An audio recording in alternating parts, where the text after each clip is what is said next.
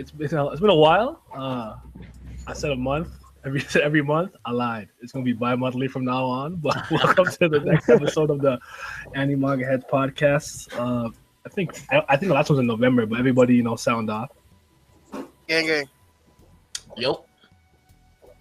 I'm here. Did you say am I here? I said I'm. Nah. East. Come on, you bad. Yeah. All right. So first topic we got today is we're talking about our all-time favorite anime and manga villains, and basically what makes a good villain and what I guess what makes a bad one too. So anybody want to start? Me. All right, Tim, go ahead. Take it away. Yeet. All right. So that is a good question, easy question too. First, I gotta apologize if I take any of y'all answers, but I mean, hey, we out here. This is why if you can call first. First one who gets my pick is easily the goat in yellow, Dio Brando. The goat. Ooh. Oh my goodness. Villainy! This man is fucking insane. Jojo! I reject my humanity! Jojo! This man, he go to your house, he kick your puppy, kick your girl, he kill your dad, take your house. Like, this man is absolutely insane. He's fat different. Shit off the wall. Bro, he's the greatest villain of all time. He's simply iconic. How do you hate a nigga you never met that much? It's none of that. You gotta feel sorry for him either. He's just fucking insane, and he's here to fuck shit up. Simple as that.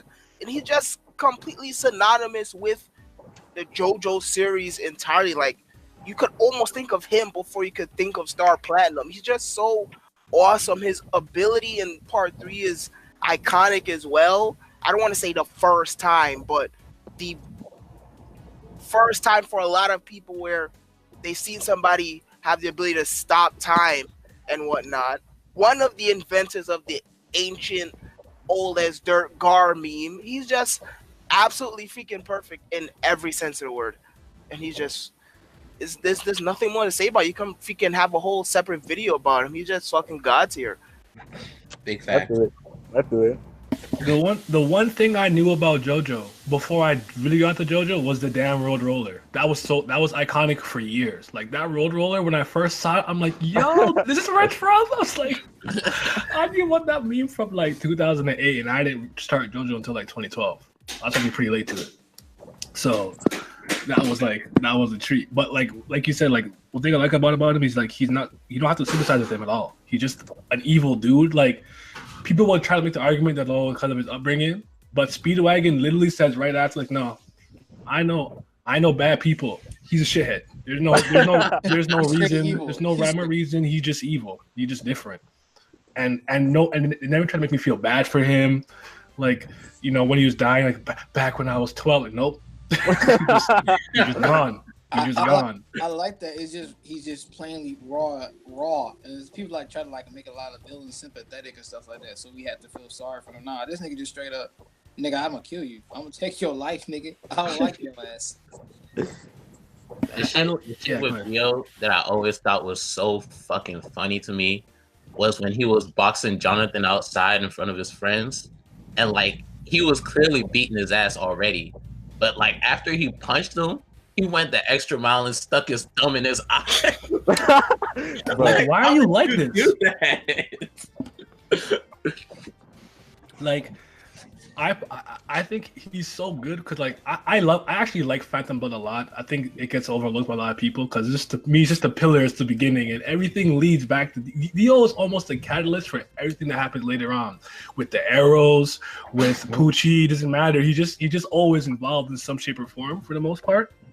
But he kind of carries part one because you're like, why is he such an asshole? Why is he like this? Like you're like intrigued by it, but you're like you don't like him at first. But he just he's just Dio. Like when he's like, what did they say to him about how did he be killed? Like, do you remember how many pieces of bread you've had in your life? And I was like, yo, what?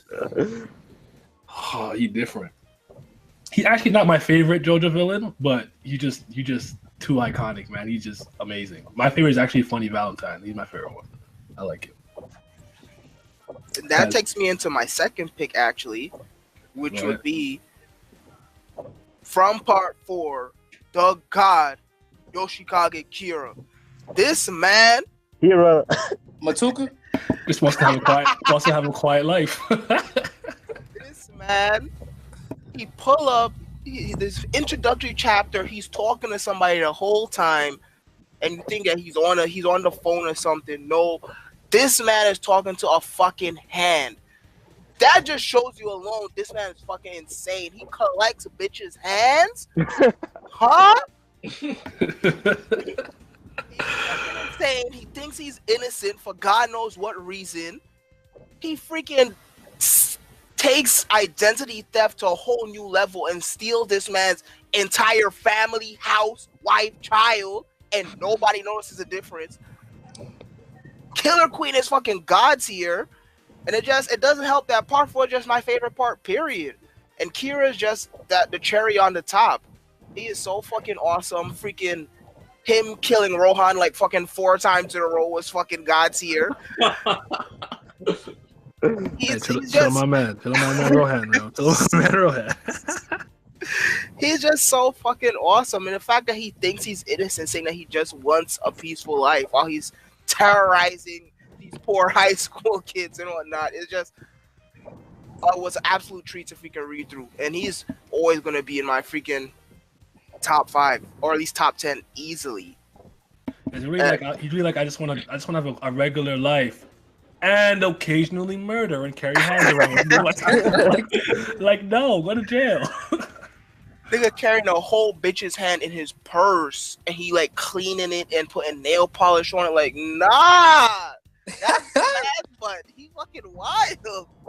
Like, Legit, because of Kira, I can't clip my fingernails without thinking about that bastard anymore. Like, this man clips his fingernails, puts them in a jar, and then counts how long his fingernails have grown that year. Like, who the fuck? Oh my god. Like, this man got his face destroyed and he just takes another man's identity and takes his house and his wife and his child and just go about his business? Huh? I'm sorry, but that's my man's. How do you think Araki was able to make these really compelling villains? And they don't really like carry over with in terms of like how they act. They're usually pretty different. I would say Cars is a little but like other than that, I feel like he's good at making these villains feel a lot different than your typical manga. I heard about some of his inspiration. He takes like some of his abilities and they base them off like he likes his favorite. He takes a lot of his stance abilities and some of the character models after like famous people and artists. He liked a lot of music. Yeah, music. So I think I forgot who was David Bowie. It was one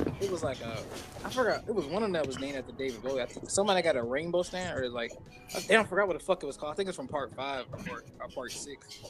There's somebody with like a stand. He named it after like David Bowie. Like he based it off of that. And he said he gets Killer Queen is a David Bowie song, if I remember correctly. Yeah, I think that was whatever stand that was.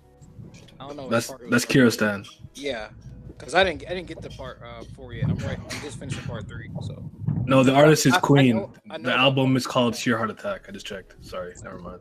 Okay. I did the shit. But I just never read it. I mean, watched it. Kira's at part 4, but I just feel like he's really good at creating these just these interesting villains. Because even I think Funny Valentine's really good. Like I'm not a huge fan of Poochie, but I still think Poochie was interesting in his own right, especially when he kind of get his backstory with some of the racism he dealt with and stuff. So I don't know. Araki just sick with the pen. Yeah, that's a good question because I actually have no idea. The only thing I do know is that almost every stand name comes from an artist or their songs or whatever, starting from part 4 and afterwards. But after that, I don't know how he come up with his damn fucking antagonists because they're freaking batshit insane. His normal characters batshit insane too. They freaking weird. It's not like the hero's any good either. Freaking you over here have Koichi running away from a fucking yandere for God's sakes and whatnot. You have fucking Josuke and his freaking hair gimmick. Like they not freaking innocent either. So I don't even know how he come up with that. He be in his bag for truth. This really is bizarre. Sure. Who next? I'll go next. So I was gonna say Dio, but Simi already said Dio. So I was gonna go ahead and say a villain that I think is really like, I wouldn't say he's overlooked, but like he's a great one, is Shinobu Sensui. And from Yu Yu Hakusho? Mm-hmm. All right, speak on it. And like most people prefer Toguro, but I always preferred Sensui because it was like the way they set it up and they introduced him. There was like, okay, he used to be a former spirit detective, and like, you know, they was telling Yusuke like, yo, you can't fight him. He's like way stronger than you. And like, you know, Yusuke, he's like, I'm still gonna kick his ass. I don't care. But the part that stuck out to me was like when they first see him, like Murota, he's losing his mind because like he's reading Sensui's mind and he's talking about how they're gonna start a new world, all 7 of us, and then they're gonna kill all the humans. And then like as he's looking straight at them, Murota just plow, his head gets blasted in. And I'm like, shit. Like he ain't even do anything. And then like later on, when they're fighting in the tunnel, that's when like they say like, yo, this man got 7 different personalities. And I'm like, oh shit. And he wasn't talking about like all the people that he had with him with all the nicknames and stuff. He was talking about himself when he was like all 7. And like I like the parallel between them because it's like he was called Black Angel, and like, you know, he was a former spirit detective and he's gonna kill all the humans and stuff like that. Cause like before, you know, when they go into his backstory, like Sensui was pretty much a black and white person. And like he didn't even know that there was good demons out there. He just thought all of them were bad. And after that, like, you know, you see some humans killing demons in like the most cruel way possible. And then like, you know, they say this guy went overboard, he slaughtered all of them. I'm like, he did all that just because he saw a couple humans killing demons? Like you gotta live this world knowing that like there's good and bad on both spectrums, but like you went to the extreme because you saw one bad thing. I find him interesting just because of all the personalities that he had. Because I don't remember if I could think of any character that was like that prior. Like I've seen, like now you see it more often, but prior to him, I think he might be one of the first I've seen with like 7 personalities. That was just kind of interesting to see at the moment. But I do like Toguro more though, personally. I actually think Sensui is more developed, or I should say is actually more complex than Toguro, because freaking I was rewatching a scene from the Dark Tournament and fucking what's his name? Damn, what's that fucking baby name? What's his name? Someone help me out here. Which dude? The baby. I don't know, the Lord guy with the pacifier. Koema? Yeah, there you go. Koema, there you go. I forget his name. Yeah, right? But Koema, there's a flashback talking about Togoro's past, and Koema is like, Togoro's a complicated case. He's like an ant tunnel, where the more you look into it, the deeper it gets. I'm like, okay, so explain that, and they ain't. And I'm like, just saying he's complicated don't make him complicated. I think that was they were trying to go for like some like all philosophical, metaphysical shit, and then it just didn't hit like it was supposed to. That's because you have to show it. You can't just tell me. You got to show it. Yeah, I'm like, okay, so freaking Toguro wins the Dark Tournament fucking many moons ago and then betrays Genkai, and then so what the fuck makes him complicated? Now he out when he fucking buff. Like, tell me. No, you gotta understand, bro. It's deeper than that. You gotta get inside with your feelings and know how you hide them. Stupid. That's what he was going for. Stupid. That he was a very tortured soul. I'm like, sure, whatever, but I actually just find Sensui funny, especially the freaking 7 personalities things, especially the fact that one of them has a gun arm. And how did he develop that shit that nobody else did? Like, that shit was weird. He went in that form. He just got a gun arm, Mega Man gimmick, and then it just stayed there the rest of the fucking fight until freaking Yusuke does XYZ. No spoilers, but I was like, huh? But I actually do not remember that much of Chapter Black, if I'm being honest. So. The thing I like about Sensui is that what he brought out to the table when you know what happened to Yusuke and what everybody thought and how his team, and it showed the bonds and the strength and how his team was going so hard. Like, that's how you avenge like yo nigga. Like, they was going real hard for a nigga they couldn't beat. Even he was turning the fuck up. He was like, "Oh, you gonna suffer today, motherfucker!" And they were just fighting these different personalities. This nigga, and his bond and his team, how he put together, I never really seen like of course he was never really close with them, but then I forgot that nigga name, but the dude that was gay for him or whatever. The blue hair. I know what you're talking about. Yeah. Everybody knows who he is. That could hold people in other dimensions somehow, whatever the case may be. But what he was doing, like in his bond with Shisui and stuff like that, like. I was still trying to figure out which personality he was truly in love with. Was it all of them, or was it just Shisui? He said that one of them was the girl, so I think it was that one. Oh, okay. Because she never showed up. I don't recall her showing up, unless it was in the manga. Because I don't recall her showing up. Nah, he never showed up. Okay. He just said. Okay. There goes Togashi again. Oh my god. Oh man, Togashi don't care about nothing, man. He got bestiality. He got ants, fucking humans and shit. Togashi loves traps, man. He loves traps. Speaking of, I guess I'll go next with my favorite villain. Go ahead. Which will be, of course, I just like you. I mean, I fuck with Miriam like hardcore. Miriam the GOAT. Like, that nigga is like. I'm joking. Go ahead. I mean, simple as that. It's just like he's real different, intriguing to me. Like being thrusted in, to see him thrusted into that position and just doing what he thought his duty was, and then him seeing the greater con and stuff like that, what people are truly capable of. Because he ain't seen nobody but as an insect compared to his ass. Basically, although he was an insect, the irony in that shit and his power there. This one little blind ass girl taught this nigga so much. Just from playing a fucking game that he couldn't beat her in. This nigga was fighting. This nigga was ready to kill his loyal service and took everything just for this one little girl. Now, I think all freaking agenda aside, I like Miriam too. However you pronounce his name. I mean, freaking sell out. This agenda, bro. But I'm not even gonna lie to you. When that nigga was born, I was shook. And when he fucking decapitated that pretty Chimera ad, I was like, all right, this nigga not playing. He on his fucking Darth Vader gimmick. He was wild. Pretty, I'm weak. He slapped the crap out of his head. It was just fucking flippers on the floor. I was like, all right, we out here. Story done. But yeah, whole humanity's actually good thing I actually liked, and I thought the anime did a good job with. I didn't mind it.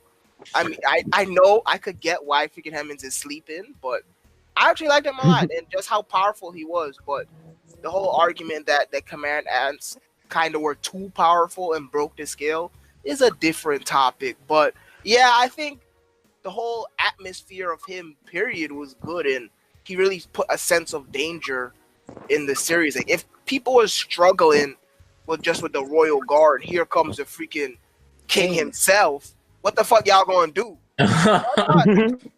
Okay then. Okay. I don't actually hate Miriam. It didn't that whole thing with what's her name Kamugri. I didn't feel that. Like that did not make me go, oh my god. I was stone faced the whole time. For real? Okay. Yeah. What about Corolla and all the York New and after what happened in the manga? I like Phaeton. Everyone likes Phaeton, bro. You look cool. You cool. You got cool powers. He raw. Some pack out. Some punch packer. I forgot how it's called. One thing I'll say about Meruem that I really liked was that, you know, he was just born, so like he's still learning shit about the world, and like P2 and Poof, they were telling him like how things supposed to go. But the part that stuck out to me was like when they went into the palace and they seen the king over there, and he was talking to them. He was like, "Who this nigga?" And then this is what human people call their king. He looked at him. He was like, "Is this your king?" Like, this nigga is stupid. He can't even step for himself. They're like, "Why the fuck he a king?" And they're like, "Well, he was born into it." And he was like, "So they let people who are born into things become king, not who's qualified? That's fucking stupid." And I'm like, bro, that's facts right now. Yeah, I mean he's cool. I just one of those things. Yeah, like people are like, them ass is ugly, man. I don't feel bad for them. I would eradicate all of them if I was in charge. I want them gone. No, they got to go. You be ugly as fuck. Yeah, like they gotta go. Like ain't no sympathy from me coming from those ants. Call me racist. I'll mess with those Khmer ants. I don't mess with them. Not one of them. Pooh's gotta go. I'm tired of that ugly ass nigga. He always doing some crying and moaning and fucking having orgasms and shit over one nigga. I'm like, man, you gonna sit your nasty ass down? I'm gonna give you guys two real quick, and one might surprise you. But first, I'm going with Shogo Makishima from Psycho-Pass. He's always been one of my favorites. He's just top tier. Like that's somebody who's complex. He wanted to get philosophical because he's a humanist. And the moment when I realized the civil system could not judge him, and his coefficient level, whatever it's called, it states 0, no matter what he was doing. I'm like, what? Like, who is this guy? And the way that he's kind of a foil to Kogami, right? Like, this man was almost too good that they could not produce an antagonist as good as him moving forward in the series. Like, as much as the movie's great, and I actually don't hate season 2, it's just like Shogo was that powerful. Like, you might have wanted to save him for the movie or second season because he was just not good. He was just reading his Shakespearean, just quoting all these great philosophers and stuff. And then he had the hands to back it up too, right? Like you couldn't just pull up on him. He would put you down. He was raw. Yeah, I love that dude. And the one that was shocked, he was Frieza. I was like, huh? Yeah, Frieza. The goat races. What you talking about? Frieza. Matuka. Like I don't really mess with like the Super Zone with him, but I pretend Super doesn't exist, to be honest. But prior to that, Frieza raw to me because of how much fear I remember how much fear he instilled in me as a child. Because there was nothing you could do to this guy. He just had another form, more power. No matter what you did, he subjugated all these people to slavery. He just committing genocide on a planetary scale at the flick of a finger when he wants to. It's that easy for him. And no matter who came with what power, with what gimmick, he's like, all right, new form. All right, Piccolo here, okay, new form. I don't need to transfer him again, but you know what? Here we go. Oh, Goku out. Okay, what are you gonna do? Get smacked? Nah. Super Saiyan. Okay, 100%. Like what? Stop. Put him down, please. Like you just kept covering. Nothing you can do to this guy. How do you have a race that is essentially space Vikings and you enslave them? Huh? Yeah. You're like 1 foot tall. And you enslave them? Raw. He's just too raw. And not only that, but freaking His armor, aka the armor that all the Saiyans wear, is fucking god tier. That shit with the fucking shoulder pads and shit, that crit is raw. And he's just Frieza is just he's really Toriyama's in his bag, period. That's all I gotta say. I find funny with Frieza. This nigga, he's like the most terrifying being in all the universe. And like his elite fighting force is a bunch of goofies. And I'm like, this is the company that you like to keep around you, right? Yeah, I was getting slapped by these niggas. Yo, he just evil. There's no reason for it. There's no rhyme. There's no reason. There's no my dad when I was like, no, I want to hear all that sometimes. Like I'm kind of tired and fed up of the sympathetic villain. Like it's fine for them to have a reason for what they're doing, and it's based on something like, okay, you want to purify evil because I don't know, criminals burn down your entire family. Fine, but like. And when they're like the final moments, every time you try to feel bad for them, I'm tired of that. Just let them go, or like try to like reform them. Like that Xehanort stuff in Kingdom Hearts 3 was not it. He evil. Stop it. He killed. You know what? Anyways, let me not go on that tangent. Well, yeah. Oh my god. I can't believe they tried that. Stop it. All right, your last. Go ahead. Give us 1 or 2. All right, me? All right, I don't know how many people have read 20th Century Boys, but for me, Friend has been always one of my favorites. First off, that symbol he has, raw as hell, and he's honestly one of the most influential characters I've ever seen in like almost any medium. He was like the first nigga to actually change the calendar. Like the last dude that did that was basically Jesus. Like it's crazy. Like it was like, cause like first off, like when they killed the dude, and then like someone else just took his place out of nowhere. Cause like Friend isn't even like a person. It's kind of like I wouldn't say like a deity, but it's like an image. And as long as someone can feel that image, then like he still persists. And then when he like rose from the dead and saved like the Prime Minister. And then they like time skip, and then like, cause like that was like 2015. I don't remember the exact year. Time skip, and then it was like year 3. I was like, what the hell, year 3? It was like 2015, just last chapter, and it was like the year of Friend, like year 3. I was like, bro, there's no way this man just changed the calendar. And then, for one of my favorite aspects about him too was that like his goals and like how clear they were. It was like, as a kid, like this dude was like kindergarten or some shit like that. He was with his friend talk about, oh, if we were to take over the world, we can do A, B, C, D, and E. And that was literally what he was doing. Like everyone knew what he was gonna do, but like they just couldn't stop it. He was like, I'm gonna bomb London, then bomb France, I'm gonna take over Tokyo, all this bullshit.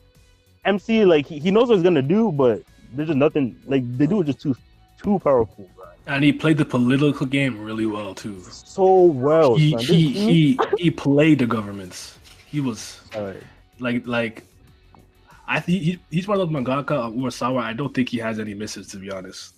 Oh yeah, definitely. This man they all hit on a series level. after series. He met Johan, Friend. I'm like, bro. Yeah. And for my second one, I'll go with Sinbad from Magi. Obviously, Sinbad.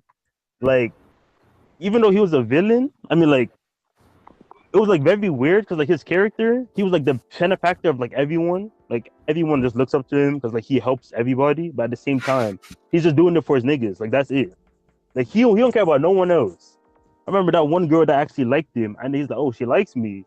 And then the first thing in his mind is how he'll use her to start a civil war in like her country and like invade it. I'm like, bro, that's what you're thinking of right away. Like, damn, she got feelings for you, bro.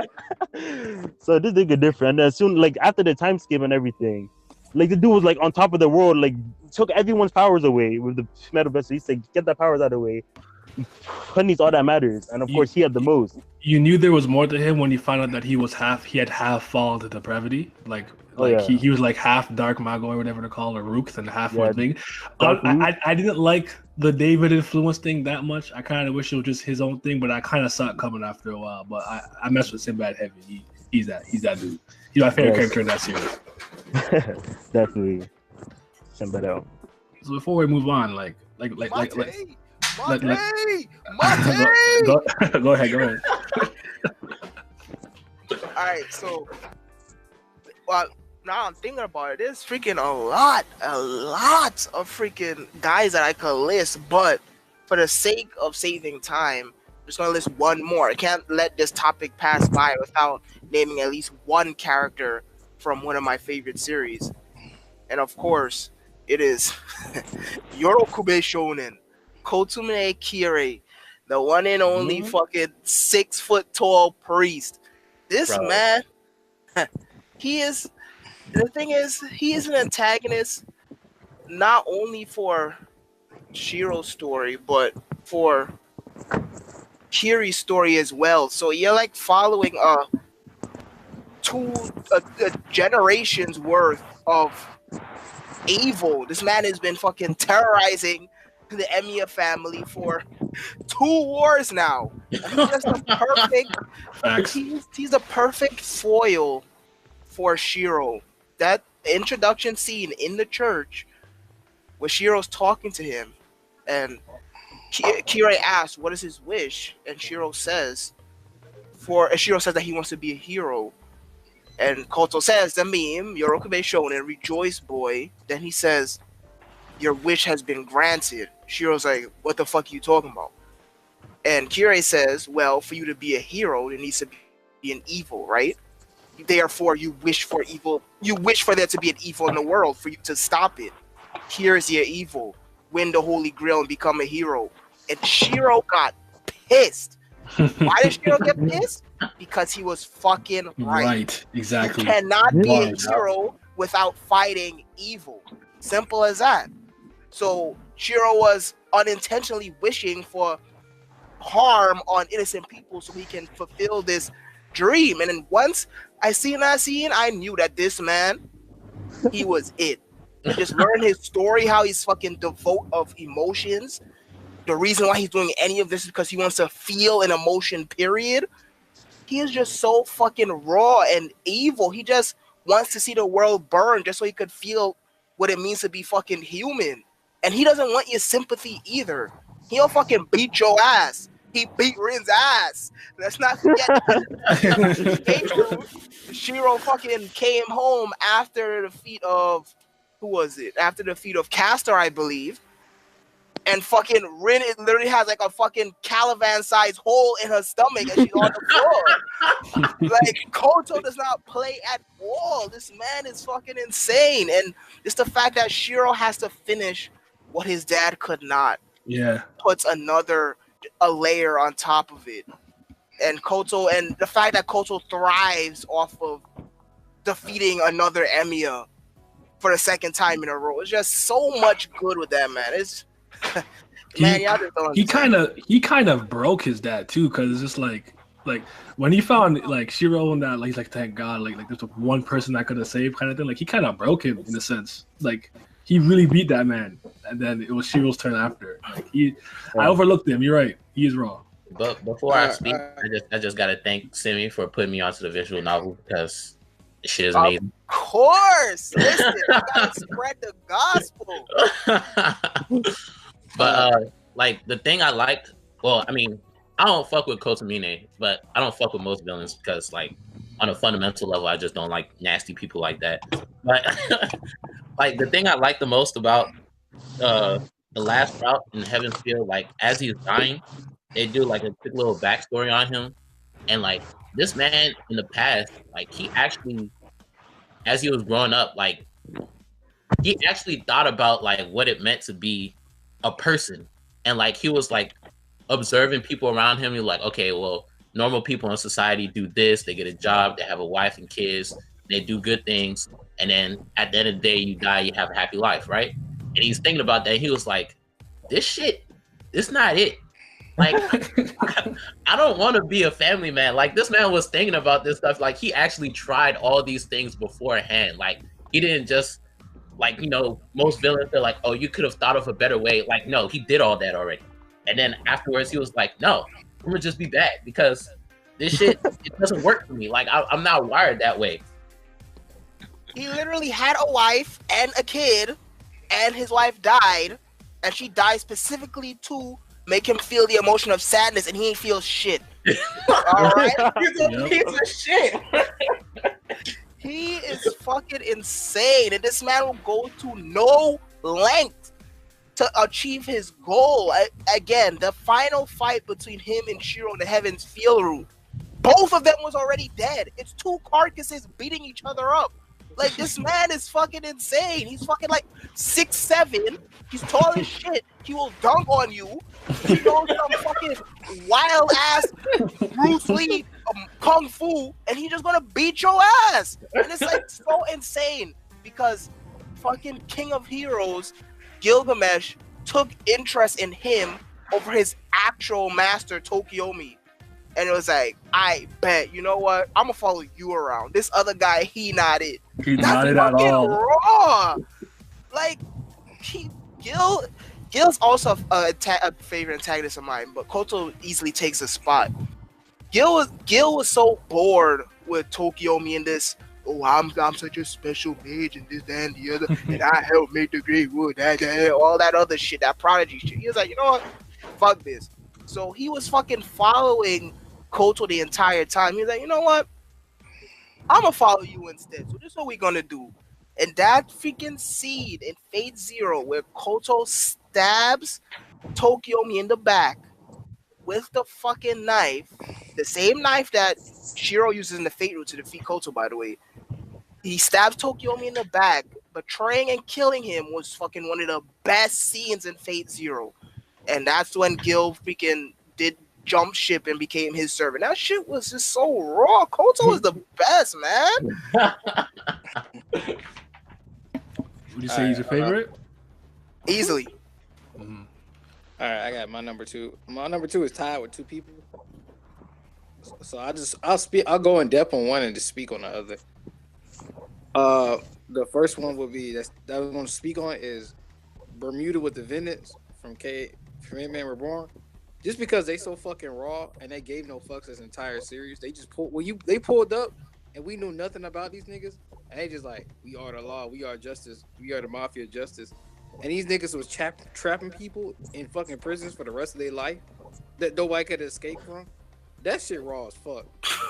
And along with them, Damian Spade, because this nigga is just that fucking evil that this nigga waited like years and years and years just to come back and exact his revenge. Like, this nigga was literally betraying the fucking first family head to set up their partners and their best friends to kill them niggas, and then he waited, and he had his spirit possessed other niggas to live on, and then he came back in the battle and turned the tides again. It was manipulating people just to fucking get what he wanted to. Like, these niggas did not know that this nigga had took over their best friend's body, and this nigga like, why is he acting so funny? This nigga played everybody for a fucking fool. Everybody there like, huh? Who are you? Why is he acting like this? Nigga knocked out that, I forgot the old girl name with the ice from the fucking the Simone family. He knocked that bitch out. He was playing everybody for a fucking fool, and they had to come back and team up against this nigga. And the battle against his ass was so fucking raw, bro. He was playing everybody for fools. That type of fucking hatred and lying away, that's just raw to me. You could do that for that fucking long, you got some issues. I can fuck with those issues. I don't remember how much I like Spade, but he's alright. I think I like Beyond Corral more, just because he was bored. But I like parallel abilities like that. Like, that'll always get me because I'm a comic book reader. If you have ability like us in that realm, I'll probably just like you just off what you can do like that. But before we move on, the thing I wanted to ask basically was what makes a good or bad villain? Like, what makes him compelling? Why do we like some? Why do we not like some? I'll go first on this one. For me, I've noticed that I like the type of villains that have, like, they ooze charisma and they own up to the shit that they do. I don't need some self-righteous jackass talking about what I'm doing is for the benefit of the world. I need somebody that's like telling me like what I'm doing is my own whims. Like, guys like Doflamingo and like Dio, there's just like, if I'm doing this, it's because it's for my own self-interest, and I'm doing this shit because nobody's gonna tell me I can't. And then, like, on top of that, like, if you're gonna be self-righteous, then it needs to be like in the form of a god complex, and it has to be done right.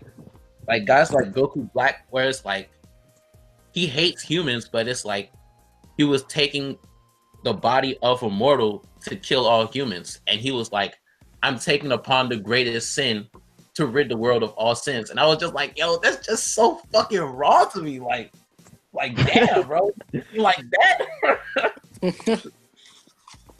Like villains like this. This is why I cannot fuck with Naruto, because guys that have backstory all the fucking time, like, oh, he became bad because this happened in the past, and then he went through this and that. And then when we come to the final battle, after all that, they're like, you know what? You were right. I went the wrong way somewhere along the way. Like, what the fuck? No! I don't want that shit. I can't stand when someone gets talked out of something sometimes, because it's because with certain characters or certain, like, sometimes there's logic to it, there's sense to it, but a lot of times there isn't, because it's like, if you have gone this far in your conviction for whatever reason, there's just no turning back. And like, one of the reasons why, like, I love Quivira, but I couldn't believe she got talked out of what she had to do. I'm like, bro, you were ready to murder, but what's his name? Bajar, whatever. I can't remember his name right now. Junior, who's your fiance, for the sake of your goals, and then you got talked out of this. Like, no, man, don't miss me with that. That don't happen in real life. I don't want to hear that. But anyone else? Like, I think for me, it's a case by case scenario. It depends on what's happening, and it depends on, like, you know, the nature of the manga, the story. But yeah, generally speaking, though, like you, I kind of like the ones who own up to it. Like I would love Rachel if Rachel did not constantly play the victim. That's so annoying. That is my issue. Like you gotta just own that at some point. Like, oh, Aguero was bullying me. No, he wasn't. Like, bitch, you was trying to play him for a fool. What the fuck you mean? Like, I don't want to hear that, man. You lying. So you just gotta own up to it. I mean, sometimes you get one like Dio that just, like you said, evil charisma. He's just raw. Like, and he just makes stuff happen because he has so many people under him, and they all just follow him because of his evil charisma. Kind of like Dofi too. So just like, sometimes it's just the personality. That's how, like, magnanimous they are.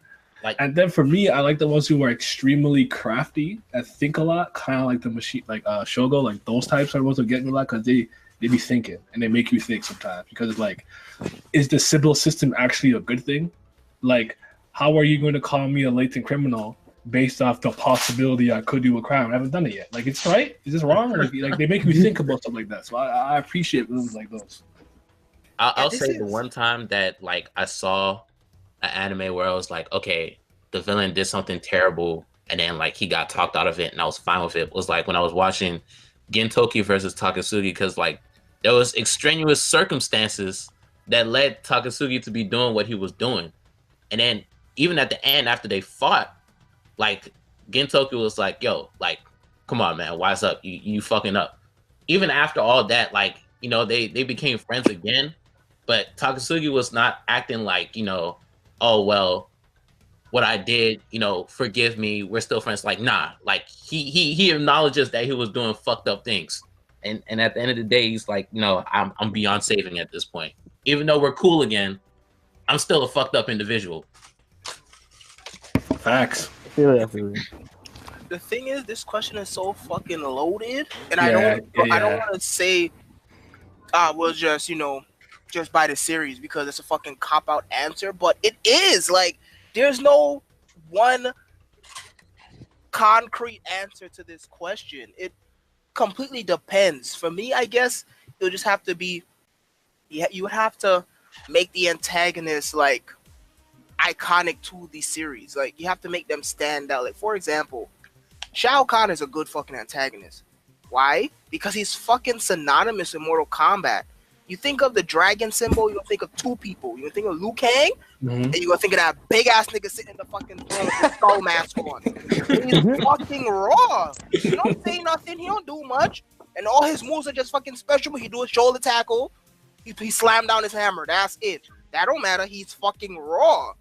So it's like, an antagonist has to be that other end of the story. So you have the protagonist on the front cover, then the antagonist should be on the back cover, to try to use an analogy. Like, Dio is good because he's just everything about what JoJo is as a manga, as well as freaking Jonathan and Joseph and Jotaro and all the Joestar family members and things like that. But it really is situational for this series. Like, in my honest opinion, the antagonists in Naruto are fucking good. They all got ruined with that fucking talk no jutsu, feel sorry for me shit. All of them.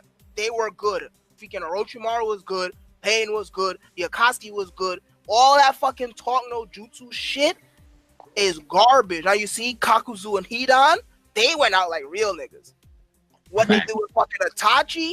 Nah, that's not it. Kasame a real nigga, he out. Listen, he got fucking double lariat and that shit was fucking funny. Yeah. But yeah, it's like, and Togashi does the same thing where whether you have an freaking antagonist do all this crazy shit, and then right when they're about to die, well, you know, this, that, and the other. I just wanted like no, stop. Nah, listen, that's okay. Once in a while, in moderation. You don't do that with every single antagonist, then that shit becomes whack. So it's like, I don't mind if you want me to make. I don't mind if you try to make me feel sorry for one of them, but not all of them. Yep.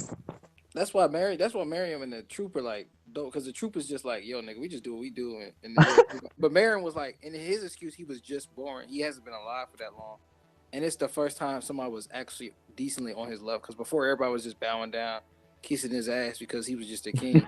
And he never felt anything other than those little battles with Kamuka. But like, playing chess, if playing chess gets you riled up, I guess you riled up. But nothing exhilarates you like you being in, like, you going toe to toe, throwing fucking hands, and like this, you had to like really use your brain to outmatch this nigga and speed past him and take off his arm. And then he shows you he's showing you something new that you never experienced before. And he already had the setup that Kamuki changed this nigga from the better. Like when Poof and them was about to kill that bitch, he was like, "Do a nigga, and I'll slice your fucking throat right now. Try me, step down, and I'll break your damn neck, bitch ass nigga." So like in that case, it's like he's not like I changed for like he was already dying, so he was like, okay, look, she was already deployed. She was already changing him because he was just born. He never experienced something like this before. Everybody's kissing his ass. He had no match other than that. So in that case, that was different. So I was like, okay, he wanted to spend his last moments, and so that was like a different clause. Other than Naruto, these niggas like. But also, I'll say with him, Togashi didn't force that in at the end. I would say you could see it from the get go. He always cared about her to some degree. Like the worst thing to do is to shoehorn it in at the very end of their life. I'm like, bro, I don't care at this point. Stop. Please don't do this. I don't care. It's like I had no reason to think this guy was like somehow good or something. At the very end, he tried to tell me I was actually for the world because I lost my. No, man, stop.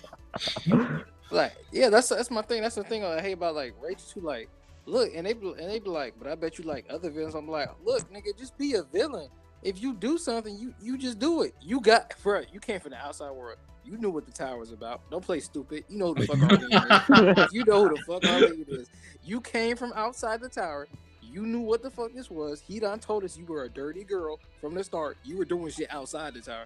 Don't get in here and play ploy and it's this, that, and other. You have a brain. She is not stupid. If you can craft the way she crafts, that means she can use her brain just like Ship uses his brain, and you can get somewhere. And if you betray people, you gotta kill people. Do what you gotta do. Stop crying, nigga.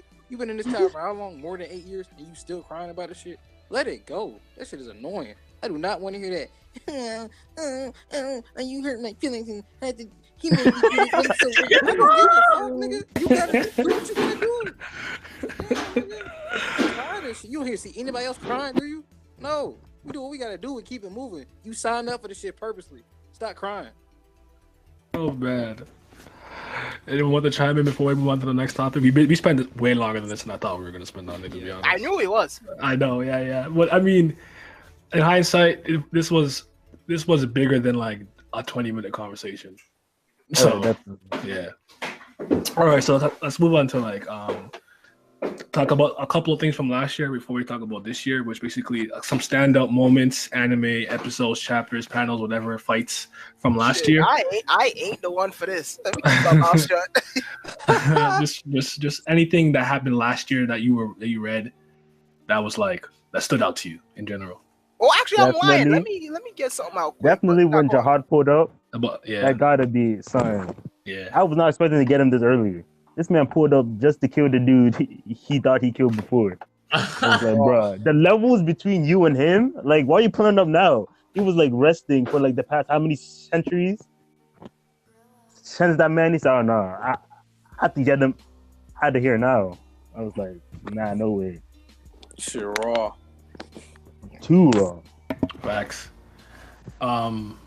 I gotta, like, as much as I don't like the series, I gotta say, Boruto episode 65 was fantastic. That shit was crazy. That animation was the fight, right? Yeah, with Momoshiki. That was great. Yeah. That was a fantastically animated episode. Like, mind you, I don't care about what's happening. I don't give a shit about any of the characters. But the choreography, the animation, all of that was great. It was great. Aggressive pat of cake. Like, because some people are like, oh, this and that. I'm like, yo, I don't even care about, like, it doesn't make any sense because Boruto, I'm like, yo, I don't even know how weak or strong Boruto is. I don't actually care. Yeah. It was just me, you know me, I like animation. If it's cool, it's cool. I could sit through one episode of something I don't care about if it looks pretty. And I did that. So I'm like, yo, it was a good episode. It was one of the best episodes, like, in terms of overall animation quality from start to finish of last year that I saw personally. Not that I watched too much, but that I watched. So I gave it its props. But Boruto's still so mid. It is putting it nicely. The only thing I did recently, that's actually a recent series, and that shit, it might be fucking 2017. I don't know, but I actually recently read and caught up to Jagan, and the ending of the Hero Organization arc hit me right in the fucking feels, man.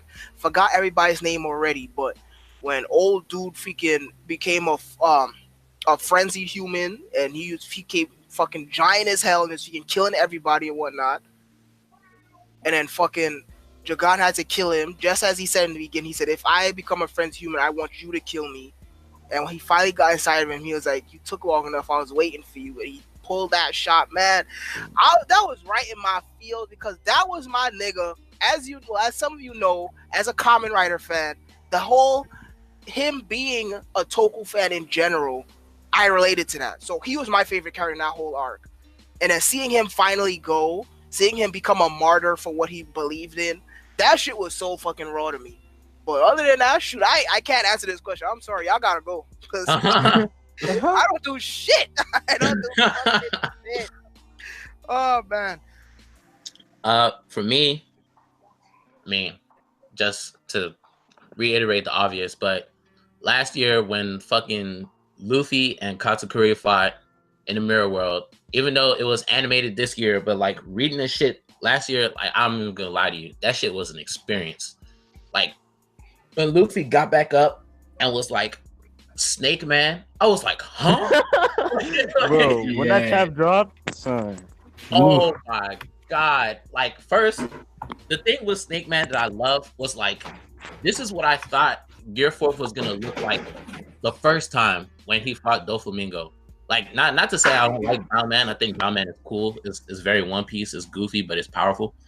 But like, with Snake Man, like, his hair was just like flowing in the back, and then he had smoke all around him. I was like, yo, look at this man.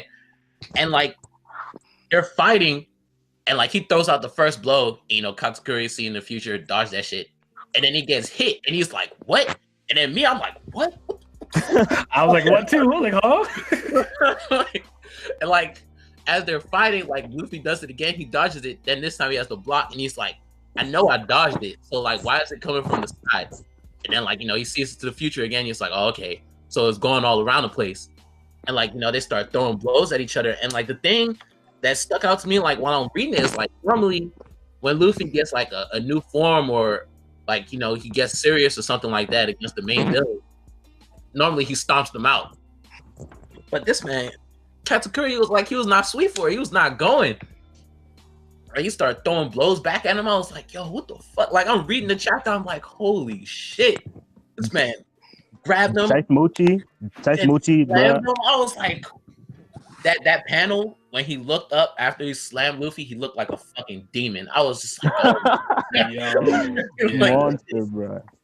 and then like just the way the fight ended, like in the manga, we didn't even get to see like the final clash, like the last impact that it made.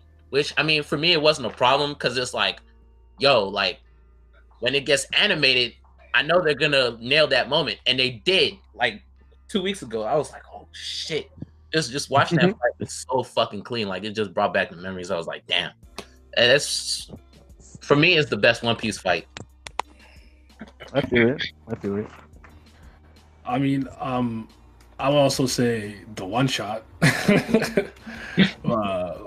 Kaido put that man to sleep. Ooh, That was big. Black. The dragon, that was big. I would say the fact that he ran into Zoro first on Wano, that was a big deal to me. I just didn't think that was going to happen. There's a lot of things that happened where I was like, oh, this happened way sooner than you would expect it. So like the first person you watch him, I'm like, yo, the ultimate duo, Luffy Zoro. I'm like, let's go. That was fire. I feel like I'm forgetting. The Privery stuff. Yeah, what? The Privery stuff. Oh yeah, and Hawkins, but that was personal. That's not that hype. That's not that hype. That was personal. But I would say Yaiba. Like I'm not even a huge Yaiba guy, but I kind of want to spoil it. But you know what happens with his sister. You know what happens. That moment, that was a great moment. That warmed my heart. I like that moment a lot. That was great to see that happen. What the? What's that sound? Yeah, the 3 orders. That was crazy. Ooh, yeah. I don't know how that's still gonna go down. Well, But Follow was trash, but the 3 orders were hype. Yeah, 3 orders itself. Yeah, that was crazy. That was hype. Yo, they fulfilled not one of those orders, bro. Son, it's not happening. Bum army. Yeah, but I'm kind of like with Simi, where it's like I didn't do much, to be honest. Like I didn't consume that many things that were like necessarily new. I was just on my my light novels in peace, my comics in peace. So it's just I don't know. It's just what it is. Yeah, I'm slacking so hard, man. I want to be there with y'all, but listen, game's out. In 2019 looking fucking stacked, so this shit getting put on the way back burner. I'm sorry, I'll see y'all 2020. I guess I go next. Go ahead. From my hero. Hey, stop playing. So next topic. Okay, go ahead. From my hero. So as a long time Tokiyami stan, Bird Boy, I stan him since day one, since I seen him. Before I even knew his quirk, he's my favorite character. So he had one moment in the training camp arc that displayed his true potential, that when his dark shadow went rampant at nighttime, nobody stopped that nigga, like, whatsoever. Even this nigga that was giving Bakugo and Todoroki, the 2 top head niggas in the class, he put them niggas on the defense. That nigga Tokiyami stands right in there and smacked that nigga one shot and bodied his ass. So I was like, there we go. Some potential y'all can see, like, this nigga gonna be top 10. But we got like we got some panels, like he had a really good fight and some development with the second hero, the number 2 hero. And he came in and took him under his wing, and he started like playing catch up with the number 2 hero. Like when the other little sidekicks for the hero were like, hey man, you might as well not even waste your time because he's 2 way ahead of us. That nigga Tokiyami was like, nah, I got something for his ass. And he started catching up. He was like, nah, nigga, I ain't like y'all goofballs, nigga. He was like, I'm about to catch back up. And that nigga caught up with the number 2 hero. That nigga paid his respects. I was like, see, there you go. So I was like, as a long-time fan, I was like, he came up with some new moves and some raw ass shit. So as a long fan, I've been waiting for this shit for a good minute. So I was like, this shit raw. And some shit that happened with the Promised Neverland, I don't know who caught up, but when I'm caught up. The 2, you know who went. Son, that was one of the best send-offs I've seen, bro. Man, that shit. And then what happened afterwards was just an illusion, and they really thought that those folks was there. Yeah. Nigga, I damn near cried. I was like, I was like, oh, okay, so you gonna put lime juice on my cut right now? Huh? I was like, this shit disrespectful, bro. Nigga, I was sad. I was like, damn, I ain't gotta play like this in a minute. Another good moment from last year as well. Didn't Tokyo Ghoul end last year? Was it last year? That was 2017. I don't read Tokyo Ghoul, so I don't. Well, not read. Sorry. I was like early. I think it was early last year. Well, it didn't end last year. Then obviously as the stand, I have to bring up Togashi Masterclass. Last year was obviously a great year. We got like the characters like he's really pushing now is like they're already set up to be one of his best like in the series easily. You got a lot of Hulkenberg, Nine Prince development. This man went from like the pacifist, like I don't want to hurt nobody, learns that goat speech from his dad talking about, you know, if you want to be king, you have to choose between your siblings or, you know, the people. And the dude said, oh, so I have to pick one. He said, nah, because you have to always pick the people no matter what happens. It's just that would you be a king that's willing to go as far as, you know, taking out your siblings for the people? And then that's what got him thinking. And the king was like, if you say we don't need a king, then you be king, and then say it.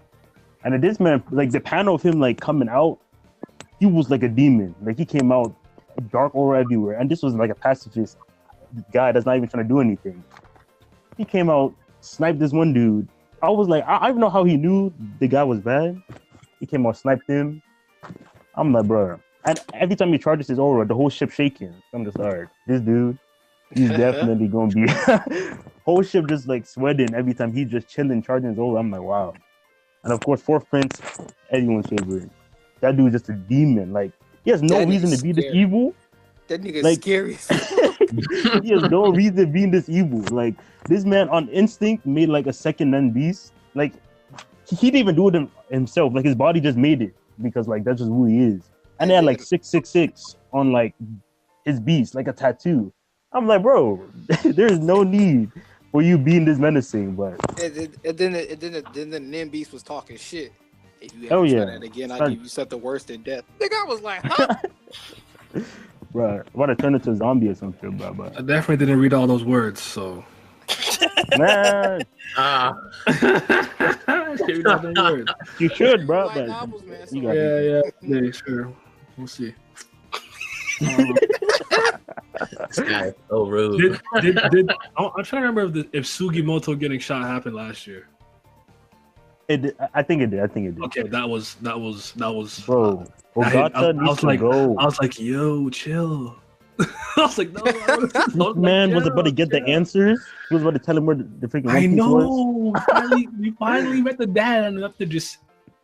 But the thing about it is the whole sequence is sick because as soon as that happened, Sugimoto reacted immediately, and even though I think Thing is watching. Jesus Christ, why can't I remember her name? Give me her name. What's her name? Yeah, actually, right? And then he immediately had to use that dad as a shield to like try to block the next shot, and she's just looking over too. But it's like that guy, his aim is just nice, and he just kind of skinned him in the side of the head and got it. I'm like, nah, not like this. Not my man's immortal Sugimoto. No. So that whole like sequence of events was raw to me. Yeah, I love that manga. That manga is climbing the ranks in my favorites quick. All right. It might already be top 30. Low key. I gotta think about it though. But yeah, that shit raw. I try to think more anime, but I didn't watch nothing except JoJo. Yeah, JoJo's really cool. And it's like I could say she was raw, but I mean I read part 5 years ago, so like does that count? 2018? Like does it count? All right, I mean Bruno raw, he the GOAT. Buchinachi the GOAT, so that's my man. About Zipper Man, man, I can't stand these subs. Because of all the musical references to the copyright, they can't use it. I hear them man say sticky fingers and it says Zipper Man. I'm like, bro, it drives me nuts. I don't know why. It drives me crazy. I can't stand it. Well, anything else? We can move on to like this year, like what we're looking forward to before I jump into the other thing. Because the year kind of already started, so I mean, we got Mob. Mob was like probably the only thing I cared about aside from Zoku and Wade Monogatari, which I'm still waiting for. Y'all waiting for that. Oh my god. I can't believe they did this. Stop making them movies, man. I don't wait. I'm not trying to wait. Just make it an anime so I can watch that immediately. I need that to leak. Put my straw hat, piracy out. That's what I need. That's what I need. Man. When they're in theater, I gotta wait years. Can't stand this. You know how long I waited for Kizu? It's like 2011. I think the first trailer was in 2011. That didn't come out till like 2016, the first movie. Yeah. And it's the second light novel. It's the second one. You go Bake Kizu. I'm like, why am I getting this so late? Like, Koyomi Vamp is like the second thing that happens in the light novels in terms of like the order of release. Like not chronologically, but in terms of order of release. So I'm like, man, I don't fix up soon. That's really about it though. I don't know. Yaiba, I guess, yeah, because Ufotable, however you say it. Ufotable. I don't know. What else? What are you guys excited for? I don't know what's coming out, man. I don't know. I heard Finland Saga coming out. Finland Saga. Vinland Saga and fucking Diamond No Ace Act 2. Oh yeah. Let's Fire go. Brigade gonna be raw. The GOAT. Yeah, Fire Brigade is. I'm hyped for that too. I guess. Who's doing it? Studio? Do you know? Same one, right? But I don't know what it is though. What? But Bones? Didn't Bones do Soul Eater? I don't remember. Yeah, they did Soul Eater, right? No, I caught them doing Soul Eater. I think Bones did it. Hold on, Man, I keep acting like it's not 2019. Like I can't just Google this. Like, but yeah, I mean, what is anyone any series anyone's excited for? When fucking the Dorohedoro anime coming out? Just so I can not watch it. Oh wow! I heard Fate in the Abyss coming out. Yeah, it was Bones. What's coming out? Fate in the Abyss. I heard they're making a movie to finish up Layer 4, which is one of my. Did you say Made in the Abyss? Yeah. Oh, I'm not a fan of that. I thought he. For real? I thought he just Made in the Abyss kind of raw, bro. Keep that kitty shit. Keep that kitty shit out of here. Shit, Keep it out of here. I was just uncomfortable. I'm uncomfortable reading that. I'm just good. Oh yeah. Yeah, nah. The Mangaka got problems for sure. Dicks and whatnot. I was like, this not it. I hit the James Harden step back. Like, nope. I don't need this in my life. It could be good. Go ahead. One series that I'm looking forward to, well, not because like there's a personal excitement for me, but like just pure curiosity. Attack on Titan, the second half of season 3. Because I feel like it's gotten better, but like, you know, I used to read it and like monthly series and me, we just don't get along. So I dropped it a long time ago, like 4 years ago, and like every single day I log in, we're talking about Aaron becoming the GOAT every single day. Aaron GOAT. So I'm going to see for myself how good the second half of this season is. I feel like it's improved, and it's pretty good. Once I finish watching the season, then I'm gonna read the manga, and then after that, I'll just go from there. Mm-hmm. All right, that's fair. Listen, man, Aaron's cool, but relax. The agenda's gotta be ran, bro. Relax. Like Jesus. All right, so here's kind of what I want to talk about. This is the only thing I was like. So when it comes to like adaptations and each type of like, I guess, media and the pros and cons of each, we have light novels, anime, visual novels, and manga, right? A lot of those things, you know, like will get adapted into others. Sometimes you get a light novel turned to a manga, you know, visual novel turned to an anime. They kind of go all over the place, and I kind of want to talk about what we think the pros and cons of each is, and if we think they get good adaptations. And I will start with visual novels because they are not it when they get turned into animes. Oh my lord! Listen, our fans have been suffering since the dawn of time. Listen, I cannot name you one VN adaptation that's good. Even though Dean's Day Night, aka the very first Fate animated 2006 one, is the one that got me into the series, and it is my favorite adaptation. it's still not fucking perfect. It came close, but that shit when you try to merge the other two roots into one garbage. No. I don't know why they did that. Me neither. That freaking scene where freaking right after they defeat when they're going to defeat Caster and they try to fucking mix in Heaven's Feel that shit and Caster fucking kidnap Sakura. I was like, huh? Like she has nothing to do with that route. Like she literally nothing. Like it's not a thing. It's so irritating. Like that adaptation is so fucking perfect until they start doing that shit. The music is good. The freaking scenes are good. The fighting is good. It completely captures the ambience and atmosphere of the VN that you throw in that stupid shit. Oh my god! But in any case, let's not get distracted. VNs easily get the worst end of the stick. VN adaptations, listen, just name any and I'll tell you it's fucking trash. Chaos Head, trash. Steins Gate, trash. Oh my god. Danganronpa. Yeah, I heard that one was terrible. Oh my god. No respect. Zero love, zero. Could they turn one of the most visually appealing art styles in Steins Gate into ugly ass animation? Why they look like that? Mud. It looked like mud. Like, huh? No. And then freaking folk like, oh my god, this anime is so good. No, the fuck it is not. Something wrong with y'all? No, the hell it is not. Yeah, so we get the just for that. I never read well, I'm just gonna ask, like, does the visual novel at least, like the anime, does it at least follow the visual novel story accurately, or is it what for SG? Yeah, because luckily, for their case, Steins Gate is a very linear visual novel. It's not like Fate where there's three dynamic routes, so each route is different. No, Steins Gate is just one straight through story, but there's different endings. Yeah. So yeah, they follow. And there's a true ending, so they can just follow the true ending path. Yeah. Okay. So it was easier for them in that regard. However, there's still a lot of scenes missing.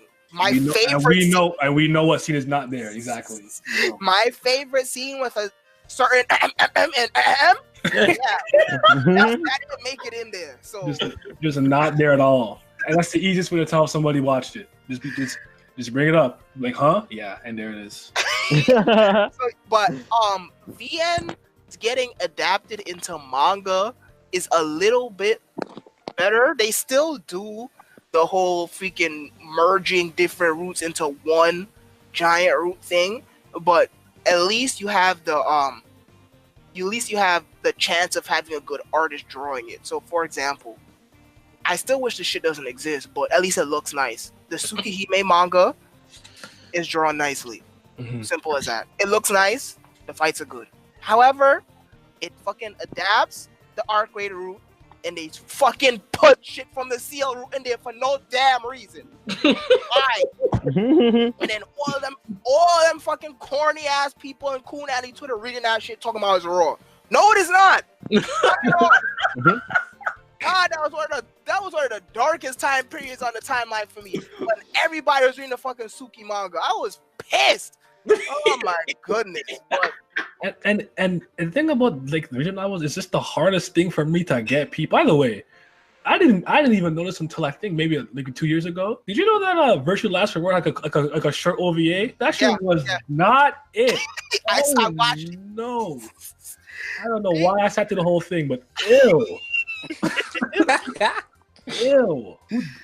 And I always say this. I'm never mad at the guy a person who comes up with the idea. It's the person who greenlights it that I want to throw out a window.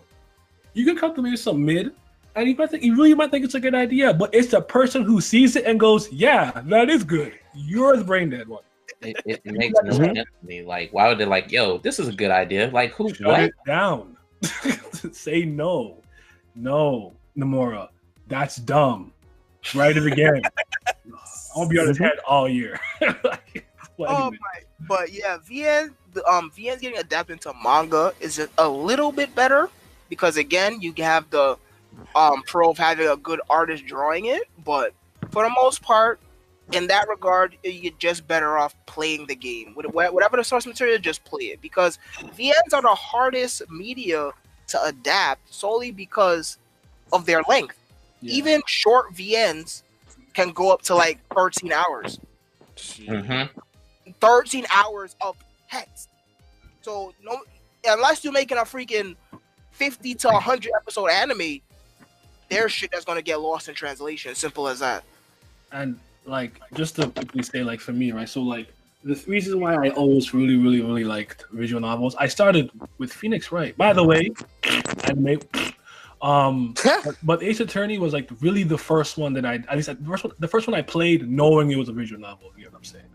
Because I watched a lot of anime, and I guess not knowing it was anime, I still call all the shit cartoons or animation. But like, Inuyasha was the first anime I watched knowing it was anime. But yeah, because I had played Fate before, but the thing I like about them the most is like I feel like visual novels have great characters that get properly explored, because they make an effort to give everybody their own thematic world, different personalities, and then because like the length of the text, you kind of really understand every character, because they gonna get talked about for like pages upon pages, and there's no way to like misunderstand their character, right?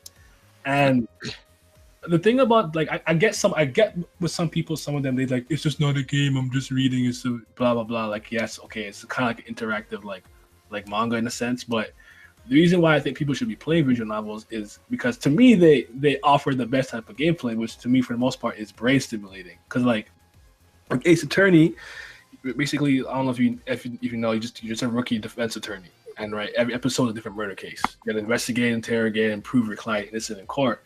And you have to pay attention to the information you're given, sort it out, and determine which is the right pieces of evidence to present at the right time to certain NPCs and characters and the judge.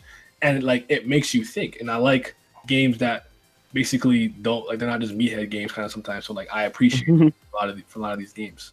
Danganronpa is like the same in a sense, where it's like you gotta pay attention to people. Even just sometimes just the inflection in someone's voice could give it away. Cause like with the first case, I guess I won't spoil that, never mind. But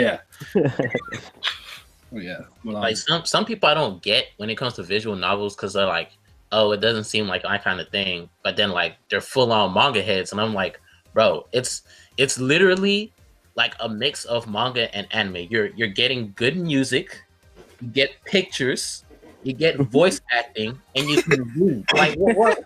What is your what's going on, right? Yeah, it's literally the best of both worlds. You get everything. So it's like, what are you talking about? Not your thing. You're fucking reading manga. It's a manga being read to you. What's the issue? It's like having manga and like people are giving you hot chocolate and marshmallows and you can relax. Like, come on, man. It's not the only thing is, I read it myself. It's only like, the only thing I would say is a negative is like Simi already said, it's very long. Like when I started the Fate visual novel, I was like, okay, I'm gonna finish this in like 2 days, 3 days. This shit took me like almost 2 weeks. Like I was just reading. I was like, holy shit. You know what the problem is? They're not concise and efficient with their text at all. They repeat the same thing like 80 times for no reason. Bruh. I remember the opening scene in 999. I'm like, I get it. I'm locked in the room. Are you guys serious? Is he gonna check the lock, budge the door? I get it. I'm locked. Let's move on. Oh my! Like it really took like 3 minutes to be like, okay, I think I'm locked in here. I'm like, bro. Thank God for a fucking skip button, but yeah, that goes into the realm of freaking Japanese game design and their fucking weird philosophies. But that's a topic for another day. But yeah, visual novels raw. They're engaging. Man, I learned a lot from them. Especially, 999, the Zero Game series taught me so much. Son, I feel like a fucking scholar playing that shit. Yo, I tell you, me and Alan had to have when we play, I have a calculator out, dictionary, pen, paper, thesaurus, whatever I need. Because some of the puzzles, I kid you not, that's like a 4 hour. I'm stumped, like, huh? Talking to me in Latin. I'm like, yo, what? Like, you got more Spanish too. You talking to me in Latin? But it's so rewarding when you do it, man. Man, Zero Escape. Like it's a little. I think I would say it's a little complex, but it's well thought out. Like they got so much engaging thought experiments and paradoxes, and thought experiments like the ship of Thesis, the Schrodinger's cat, and the many worlds interpretation. Like the way they actually dive into those things are so intriguing. Where it's like, yo, everyone needs to be playing these, man. Like it's so good. There's some of them I just like because I just think it's fun. Like Valhalla. Valhalla to me was just a fun time. Also, Alcohol Raw and the music is the OST is fire. OST is usually playing in the background like all my videos of Valhalla. I love that game. Yep. And the thing is, how would you feel if Valhalla got a freaking anime or at least an OVA? Because Valhalla finally got released in Japan last year. Yeah, that's true. I'm just be scared because like they're like 0 for 15. So, but the thing is, though, I think that would actually be a good adaptation because it's for the most part just slice of life, right? That's all the niggas know how to do over there. Make slice of life anime. So all they gotta do is just color the anime fucking neon lights, have some good voice acting, and have remixed tracks from the games in there, and that's it. Easy, right? You just have Jill talk to like people, like to serve drinks, and yeah, just every episode will just be a new client, another day of her working. There's a new person coming, and they'll still mess it up.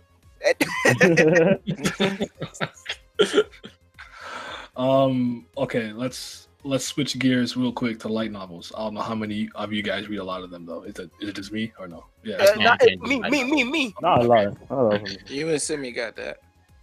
Go ahead. Light novels are way better standing than visual novels for sure. I'd say because they've gotten some good adaptations.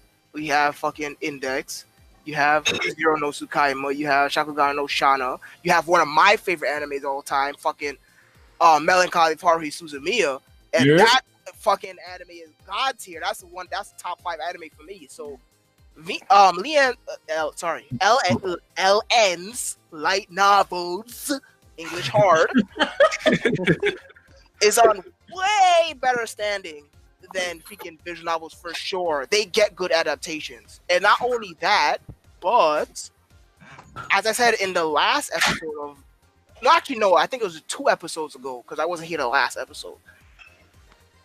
Anime is starting to move away from adapting manga, and they're more so adapting LNs because, as we see, what's in today, isekai, right? Yep. All those are not fucking manga. Isekai is an LN genre. All those fucking anime, Goblin Slayer, Shield Hero, Re:Zero, Sword Art, all of that are light novels, and they fucking dominate. So we're really seeing a shift in the anime industry in its entirety because it's not fucking adapting manga anymore. They're moving away from that and they're going towards light novels, and there's money to be fucking made there. So yeah, light novels, they're gunning for the fucking throne. They're the new kings of the new niggas. That's what's making the money. And one of the testament to how big they have gotten is there was times where I'll go into a bookstore and ask for a light novel section, and the people working there will look at me like I was speaking to them in ancient Egyptian. Like, what did you just say to me? Is that a title of a book? Like, what? And now I say, oh yeah, it's over there by the manga. This point, oh yeah, right there, over there. There's a section. Like they like because it's getting bigger, we're getting more things translated. Like I didn't think there would be the day where I can own Katana Gatari on my shelf. Like I can't believe this is happening. I'm getting all the Monogatari books. Like what? This is crazy. Index out for some reason. I'm because there's so many. I'm afraid of it getting canceled. But lo and behold, every year I'm getting like 4 or 5 more volumes to put on my shelf, and we're still here. We're still going. I'm like, okay, this is what I like to see. And like Simi said, they do get way better treatment to the point where Nishio Ishin actually believes that the adaptation of the Monogatari anime has surpassed him in some ways. to the point where it inspired him to write more because he wants to see it adapted. That's how much he likes the anime of his own series. So we eating. Big Ian. I own the entire fucking Haruhi series, both in animation and the source material. I own all 13 or 12 issues, volumes, and I own the fucking anime. And it's just absolutely amazing to actually own these things because listen, I came from a time where fucking anime used to be on fucking VHS tapes, all right? So coming from then all the way to now, yup, trade tape. You had to go into fucking them bootleg fucking DVD stores that sell Chinese movies, go all the way in the back and find anime. That's where you found anime at. You find freaking like a random 3 episodes of Yu Yu Hakusho on a fucking rainbow or something. Like that's the type of era I came from. To go into not just a freaking hobby shop, to go into fucking Barnes and Noble and see light novels upon light novels upon light novels stacked up. It's just an absolutely amazing thing. So it's good to see that something else besides manga is here and officially accessible to us English reading plebes. Absolutely. And then the one thing I'll say about light novels to me is like generally speaking, for the most part, I just feel like the way they're written and the way they speak, maybe it's just a Japan thing for the most part. It feels to me like a manga usually when I'm reading them, with the way they speak, with they have all that stuff in there, like, for the most part, where it's like it's just a manga, but you don't have the pictures. It's just like a novel. But some light novels do actually just have like random pages, like index, where like you'll see like Toma like punching somebody or something, like or do something iconic. Like you'll still get some random pictures in there. So that's really the only difference to me it has, with the exception I'll say of Nishu Ishin, but he writes. Like he's just a writer, so he's different. And I think he's the GOAT. But yeah, light novels are big. They're doing pretty good. I actually did read Shield Hero. I enjoyed it. I like the first. I read the first volume of Shield Hero. I thought it was pretty good. I'm not on a Sekai stand though. Like I'm a little tired of it personally, but it's big facts.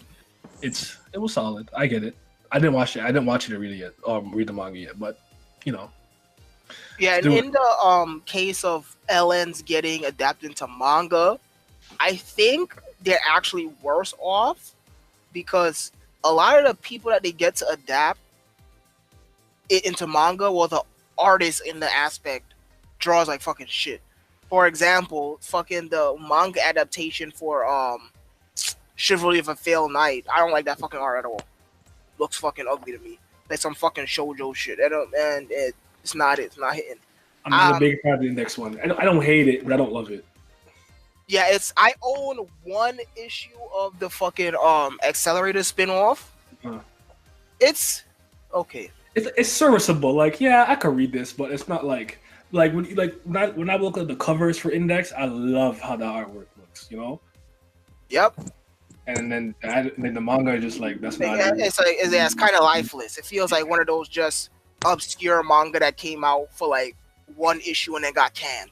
They're worse off. Luckily in your case, fucking Monogatari got great of all people. Yeah. Its manga adaptation, but for the most part, LN's getting adapted to manga just usually not like even the fucking Fate Zero manga is not it. Even and the funny thing is, the person who adapts Fate Zero into the manga is the same person who makes Taboo Tattoo, and I like Taboo Tattoo, both the manga and the anime. The manga for Fate Zero is just not it. It's like he said, "Fuck it, I ain't doing the same shit I did with my own series. It's not my fault. So I'm a fucking shoehorn it." Oh, you hate to see it. But I did get lucky with Monogatari, like big lucky. Because as much as I think it's still the most inferior adaptation, I say you go light novel, anime, light novel, you can't go wrong. The manga is always going to be last. He's getting better, and it looks good. The composition's a little off just because there's so much detail to take in. But like Monogatari is a kind of series where there's so much symbolism and stuff. Like with the anime, he's trying to kind of emulate that in the manga style. So I appreciate it. He's actually doing a really good job. I think it's getting better and better. But like, just watch it. That's why I'm not a not yet. I'm not a stand for it. I do like it because I didn't finish it when I was originally reading it. I mean, really watching it. But that was back in like 2013 or some shit. So I didn't understand what the fuck was going on. So a lot of it was thrown off. I finished it like 2 weeks ago. It's jarring like that, where it's like it's so different in the way that it's presented in most things, and the way that it is. Because like Nisio is just insane. He's just a genius. And, He's you. And I like look at it. Like, what? Because it took me a couple episodes for it to really click with me. Yeah, and when I was watching Awari season 2, like it took me a while to realize that like it was in between the events between the Hajikuji and Tiger. You gotta. I was like, there's a few things you gotta do. I'm not gonna spoil it, but first thing you gotta do is whether or not he has his bike. That's a big indicator. 2, always pay attention to the length of his hair because you know he's trying to cover the bite marks. So that will always tell you kind of around what time it is, like in terms of placement in the series chronologically. You got go ahead. Yeah, because this how I knew. That's how I thought. This is why I started watching it because I figured I was doing something wrong because you know how like normally a series would be like you watch this series and then you watch this one then this one and it would be like because I was so used to linear like nobody jumped out of place and it wasn't released like this one. So you know how it's released like different like in story wise, it's not told in order. It's not told in order. So I was reading this. I figured I was trying to find out where I was like, okay, look. I was like, hey man, where the fuck is the other one at? Because like, it showed some shit with the vampires, but it was like a very like brief thing, and it had hints of like what he was doing, and it seemed like a flashback, but also seemed like it was something else. So I was really confused, so it threw me off the loop. Part of that is Shaft Studios' fault because you were supposed to see Kizu literally second before you started Nisei, and that came out like really in total like 2 years ago.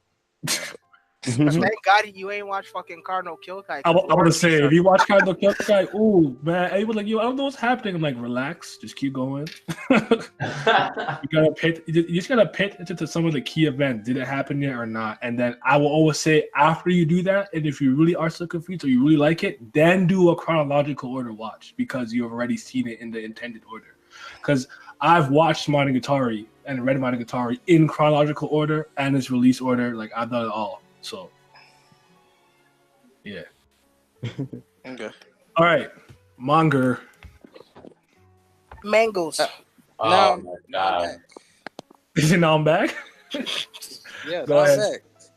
You got me. Go ahead. I think I'll start with one of my biggest like things I can say off rip, which is this anime movie is praised to the god for its animation. Yeah, it's still god tier and above. Like almost anything I've ever seen, but the story was garbage. And when I watched it, I was like, "Yo, what are y'all niggas praising this shit for?" Because people talking about it was so great. Which is Akira.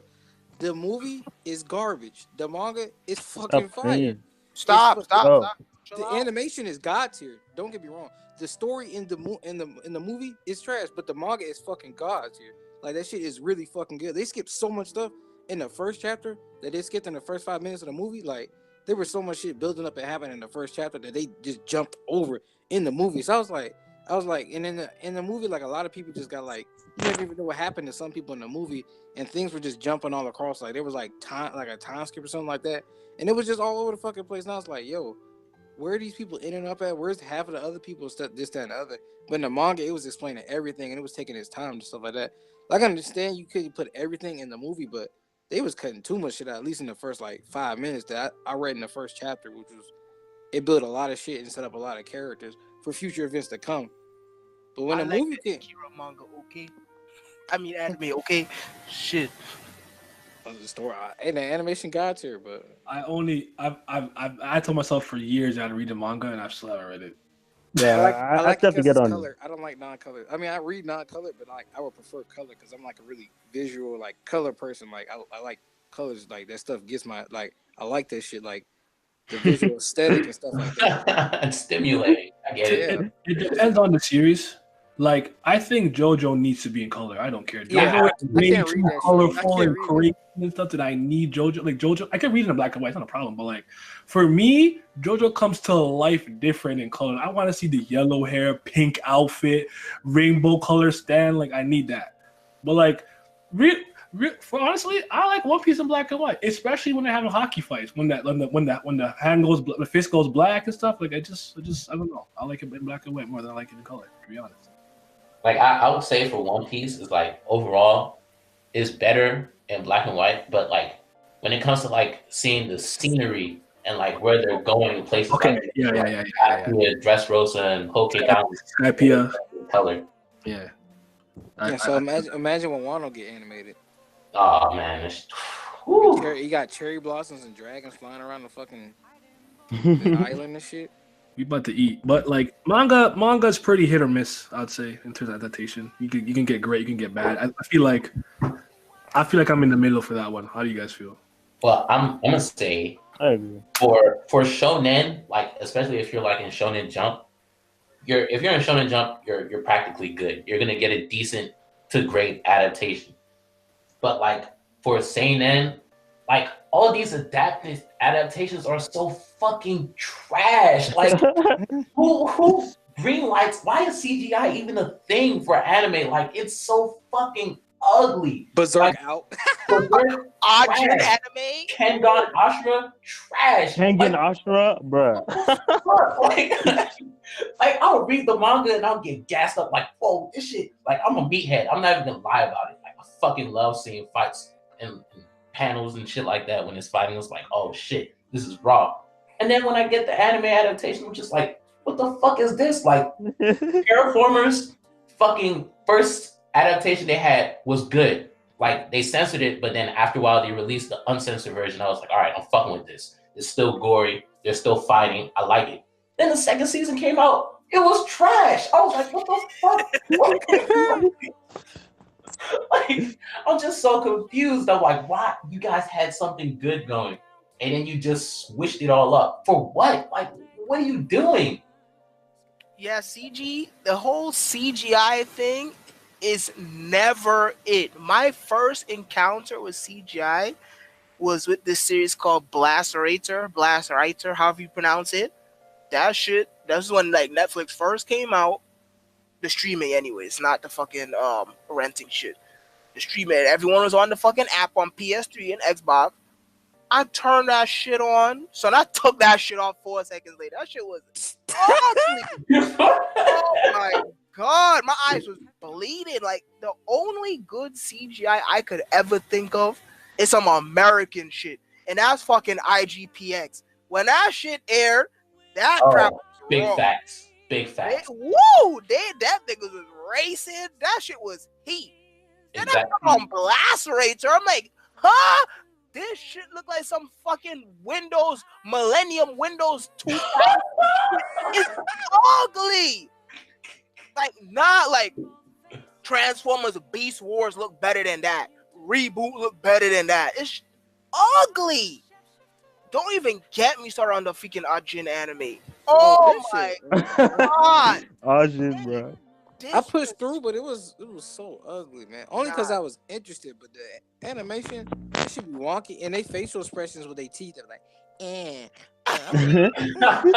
you don't get some fucking facial expressions. What's wrong with y'all niggas, man? That shit is so disrespectful to the manga, who I'm now disrespecting because I don't think I remember his name. But his art is just so fucking good, and he does literal witchcraft with ink. The way he inks his drawings and whatnot is very specific to the series itself, and it just looks so good because there's a lot of dark colors in it, and the Ajin ghosts themselves are all completely black. So when you have something that looks that good, and then you fucking turn it into some fucking low grade Windows 2000 looking shit, it's fucking infuriating. It's so fucking my question is, if you want to make money, who approves of this fucking garbage? Like, if the goal is to make money, how do you approve this bullshit? I don't get it. Even worse than getting shitty ass animation and CGI is when they don't finish the fucking source material. Like, you guys already decide to pick this shit up. Like, Beelzebub, Soul Eater, Rurouni Kenshin. Like, what the fuck are y'all doing? Like, why would you? They didn't even finish Soul Eater, bro. Like, that was like so.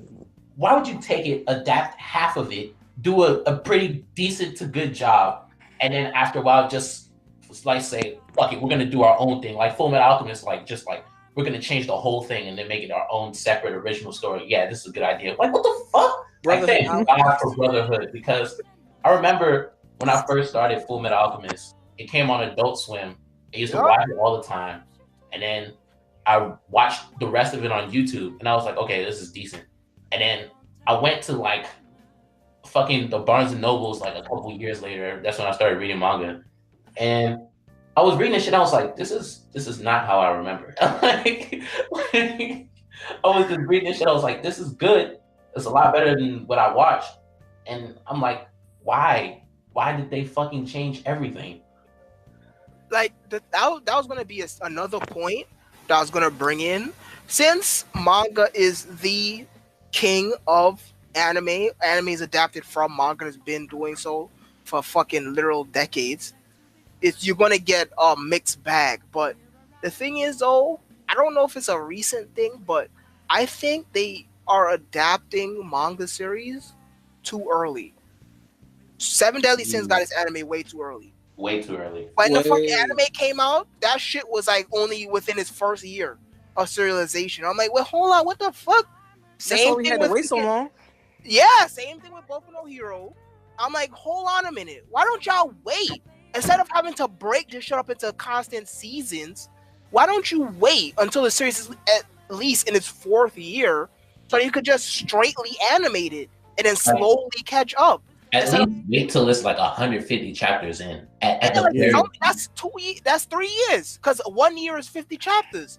So it's like, and they're continuing this trend because Yaiba is getting its fucking anime that's been out for like Stone too, and Dr. Stone got it at like 60 chapters. I'm like, bro. Yeah, it's like, what the fuck is going on? This is way too early. I think they're adapting manga series way too early nowadays. And then you have it where you make it 13 episodes, then you have to fucking wait 4 years and then come out with a season 2. Like, no. Listen, if you have to drop the filler, that's fine. I cannot stand this whole break up one series into a bunch of different anime. It's obnoxious.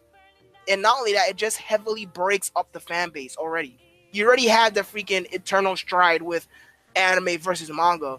And then when you freaking break up the anime into different seasons and they come out every 2 years, every 3 years, no. So I think manga is going on the anime being adapted into manga is going on the decline solely on the fact that they are adapting manga series way too early.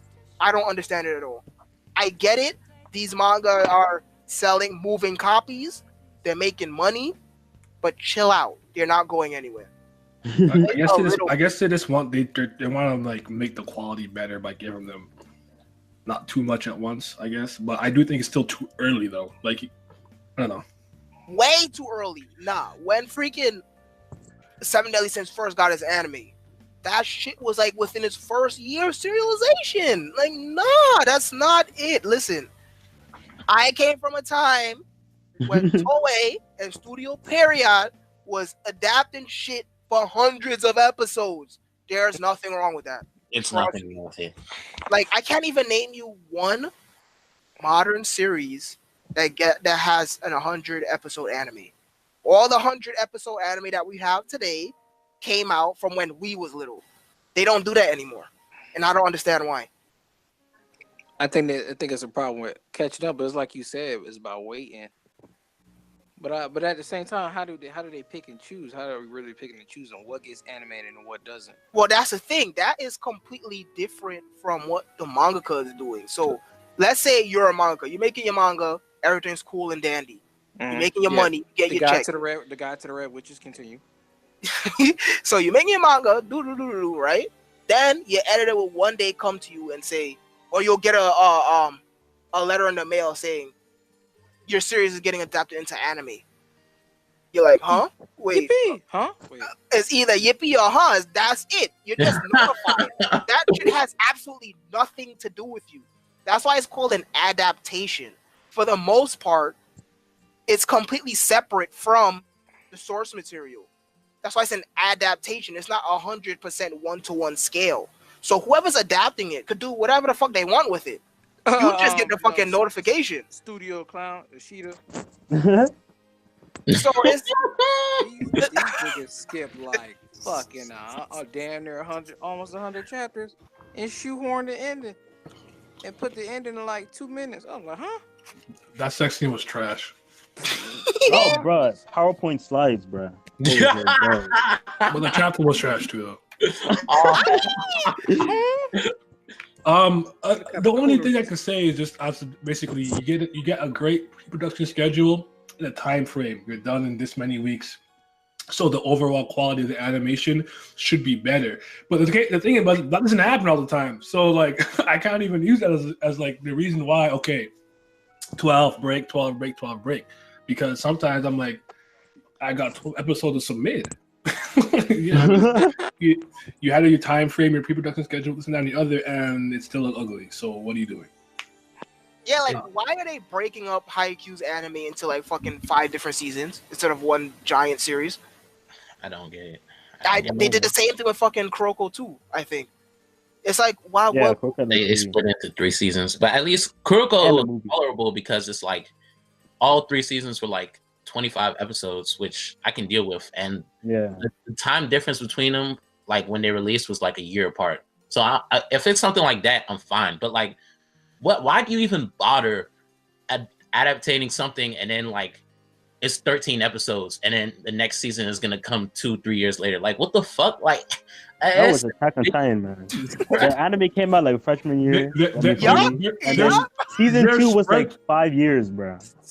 They're spread too thin, I think. There's not enough animators. Yeah, maybe. I hope that's the case, because, jeez. Yeah, because like, think about how much anime come out a year now. Like, it never used to be this much. So it's like that's their fault too, man. Yeah, they taking too much. Yeah, relax. Cut it down. Scale it back. Honestly, man, look, you have the internet. You can have social media. You can connect. I can talk to somebody from across the fucking world right now. You can literally hold a poll of what people would like to read, and you can see what type of cash grab you could really get. Why spend your money on a bunch of different garbage shit that you got 10,000 people watching one generic ass isekai or one generic ass harem, where you could have like 100,000 to 500,000 people watching one specific anime. You could be making more cash.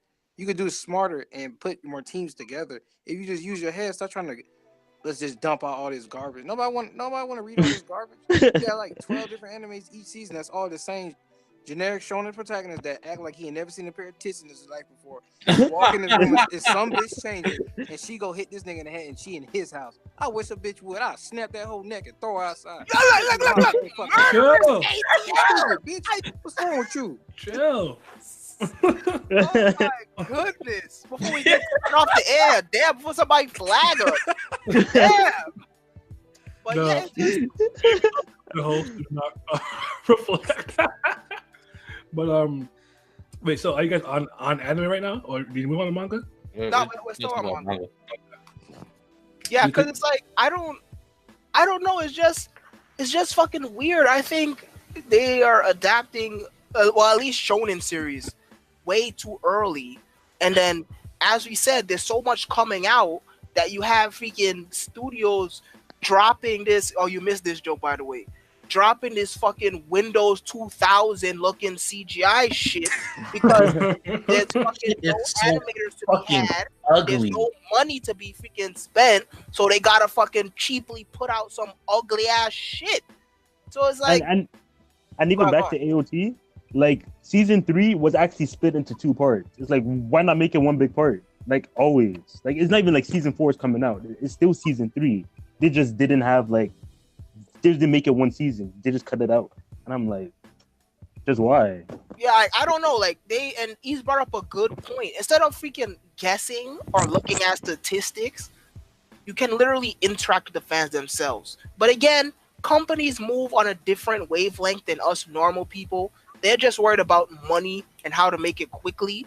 But regardless, having polls like every season or every mid-season about what people want to see animated would be nicely. The only counter argument to that would be series that people don't read wouldn't get the time of light. So, because at the end of the day, some anime bring to light series that people never heard of before, right? Yeah, So true.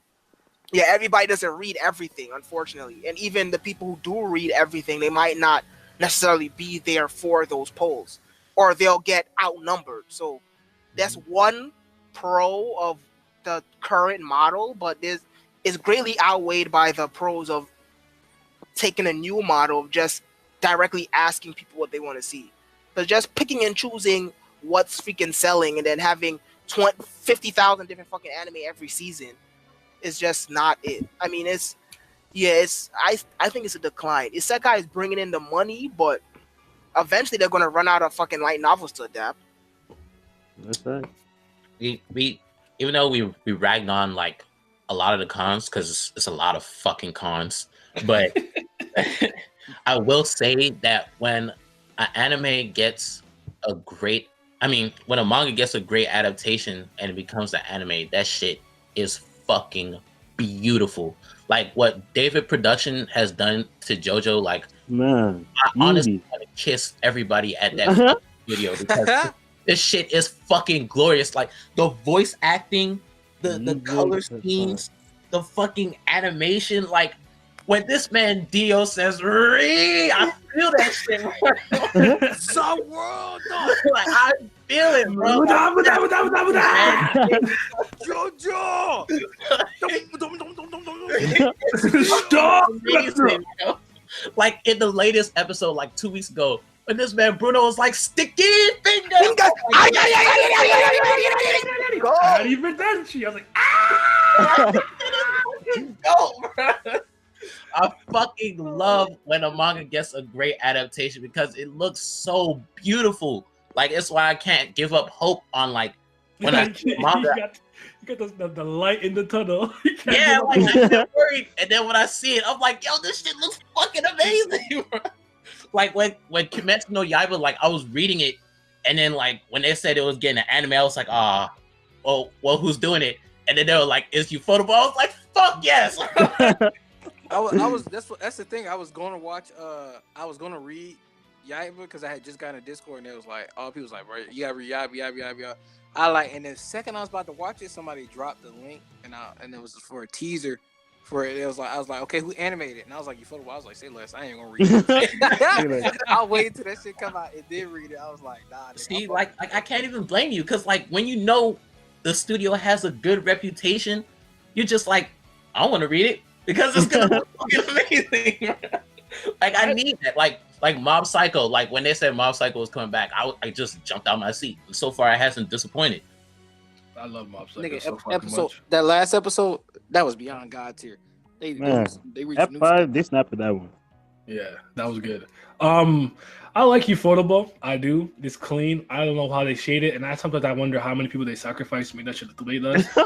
And it's a lot of times when they move and they use all these damn filters and particle effects. I'm like, yo, relax. Sometimes that's my only gripe. But I think that like I'm not trying to be that guy, but Yaiba is well drawn and it's cool and I like it, but I don't like the art style that much. So for me to watch it, I think I might enjoy it more. We'll see though. Yeah, because the art style was kind of, Yeah, the art style is unique. I don't even like people the that Promised like Neverland how it looks half the time. There's panels and moments, but sometimes I'm like, yo, what? No. Why Emma look like a Cole Lyoko character right here right now? No. Listen, I've been said the second I laid eyes on freaking Neverland, I was like, why the fuck all these kids' faces squished up together? Their whole face is where their nose should be. It's just all forehead. I'm like, that's weird. They made Cole Lyoko into a manga. Oh my goodness! But, I mean, the one like pro for me with manga is just time. That's my favorite thing. I don't have to sit through 20 minutes. Oh yeah. I just on a side through. note, anybody actually watched the ending of Cole Lyoko and seen Xanta? Because I don't think I've ever seen the end of that nigga. I never actually really watched Cole Lyoko. They were ugly.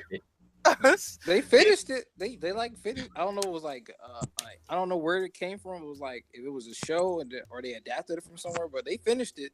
It had an ending. I don't know if it was a canon or not. Bro, after they brought Aelita to the real world, and then like they kept going back and forth. I'm like, bro, she's already here. Like, what y'all doing? What's the point? They get my boy German was getting that thing in though. All right. So, anyways, All right, so anime to manga or whatever. So anime, like how we feel about this now. I mean, like an original anime getting turned into a different medium. Yeah, Did that happen with Neon happens. Genesis?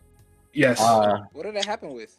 I heard people like the manga for Neon Genesis. Psychopaths was an original anime. It has a manga. Wasn't Gurren Lagann one? Wasn't Gurren Lagann one? Yes, I actually don't know if it has a manga, but it was an anime first. Yes. Okay, that can't be transformed into a goddamn manga. Gurren Lagann, like it got the fucking be soundtrack and the over the top animation that can't be matched. Like that just can't be like put out into some panels. I know. But I just want to go on a side note and say that as amazing as Gurren Lagann is, it makes me so disappointed that the same studio that did Gurren Lagann gave us trash that is Kill la Kill, because it's beautiful, and Kill la Kill is disgusting. I don't like Kill la Kill, and I don't like Little Witch Academy either. I like when they dropped like a OVA or some short or movie or whatever for the Little Witch, and I was liking it. But when the actual anime came out, I'm like, yo, miss me with this. Yeah. I say, where the hell are freaking original anime nowadays? Period. Like we've had so many. You have freaking Ergo Proxy, Technolize, Serial Experiments, Lane, Gurren Lagann, Kill, all that. And now, where the fuck they at? No originality. No one wants to think. No originalities want to adapt something that's already there. The work done for them. Samurai Flamenco was one of my favorite anime ever. You don't need Gorilla. Yo, I think it's mid, but I had a great time. Son, coming in as an actual Toku fan, I knew I was gonna enjoy this. Period. No matter which way they was gonna go. When it was teasing that they was gonna go that fucking realistic kick-ass way, I was like, okay, sure, whatever. Then when they went full-blown Toku and they had fucking apes ripping niggas apart, I was like, let's go! That shit was so raw. And then Man Globe died. Damn. I said, damn.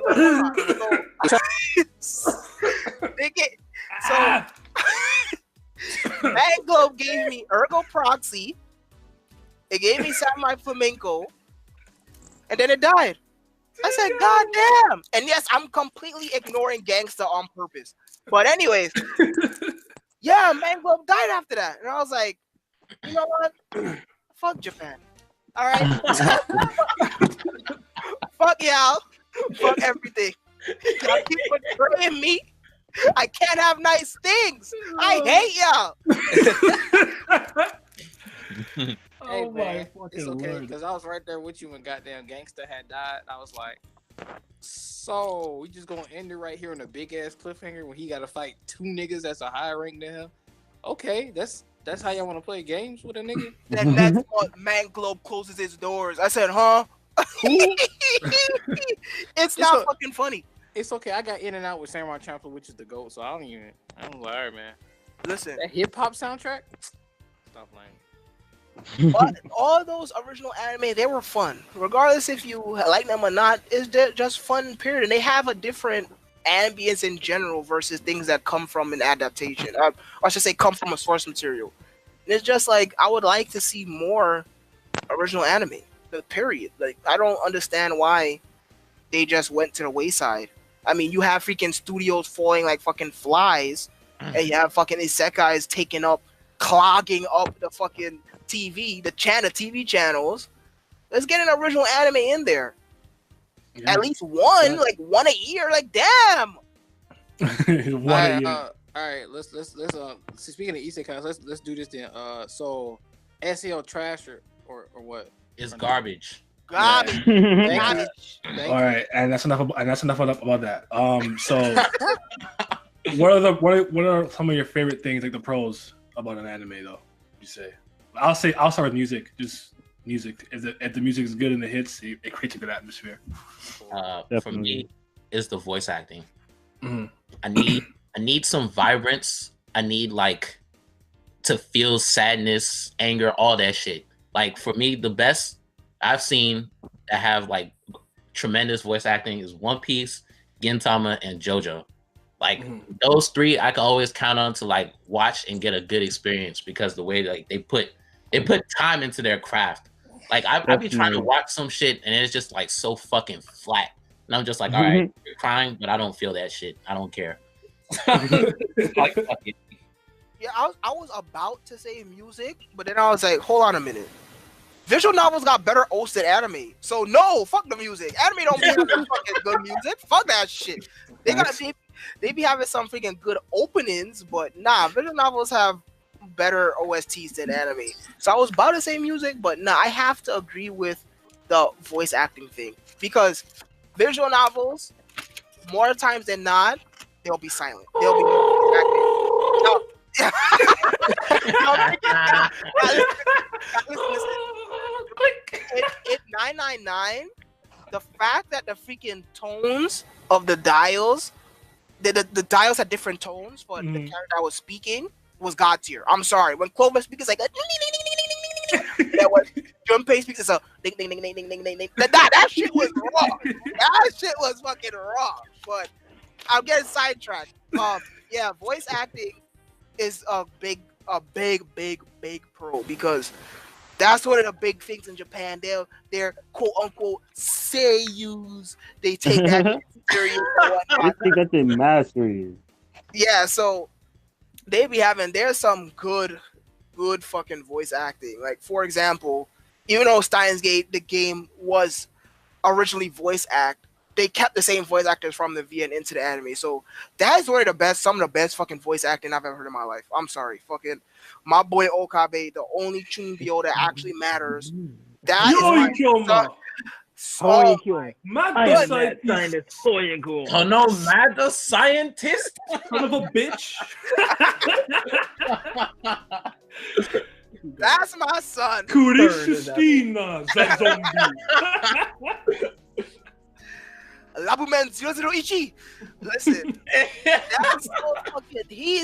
That's some of the best voice I've ever heard in my life. But I think just the animation period, because visual novels, even though they're in color and they have music, and then they'll usually have voice acting. Most of the time, not. You'll have to wait for an upgraded version. There's no animation with them, so you still have to rely on your imagination. For the most part. And the only VS that have animated CGs are fucking arrow gaze that are not translated in English. So tough luck. So yeah, anime has fucking the one up with the animation period. Just shit moving. Shit actually moving and seeing the shit interact with each other naturally and not just off of my mind. Now this is a preference sort of thing, but imagination out. Yeah. But that's another case. That's a different topic. That's a different discussion. But anime just animation model and movement matters. Yeah. I say shit, fuck it. I'm gonna just go ahead and say a culmination because when you hit the right voice acting with the right music, with the right tone, like shading and the fucking cinematography all hits at the same time, that shit makes everything. Like you think of anime opens. That's the first. That's basically right there. Anime opens. That's all I gotta say. Anime openings. Take some from the classic OGs. Like you can take anime openings, and that should just explain everything right there. You don't like the fucking rawness, and there's sometimes it gives you like. For me, I love fucking trailers, and that gives you a hint to what's to come and stuff like that, and it gets you hype and it gets you that build up. It's like this is like a trailer every time I watch it for a beast that's like Bleach opening too. When they went in there to save Rukia, the Soul Society art, that shit. Come on, stop! I don't care how garbage you think Bleach is. If you tell me that opening is not raw and it does not get you hype every episode, I don't remember which one that is. It's the one that's like in night coming.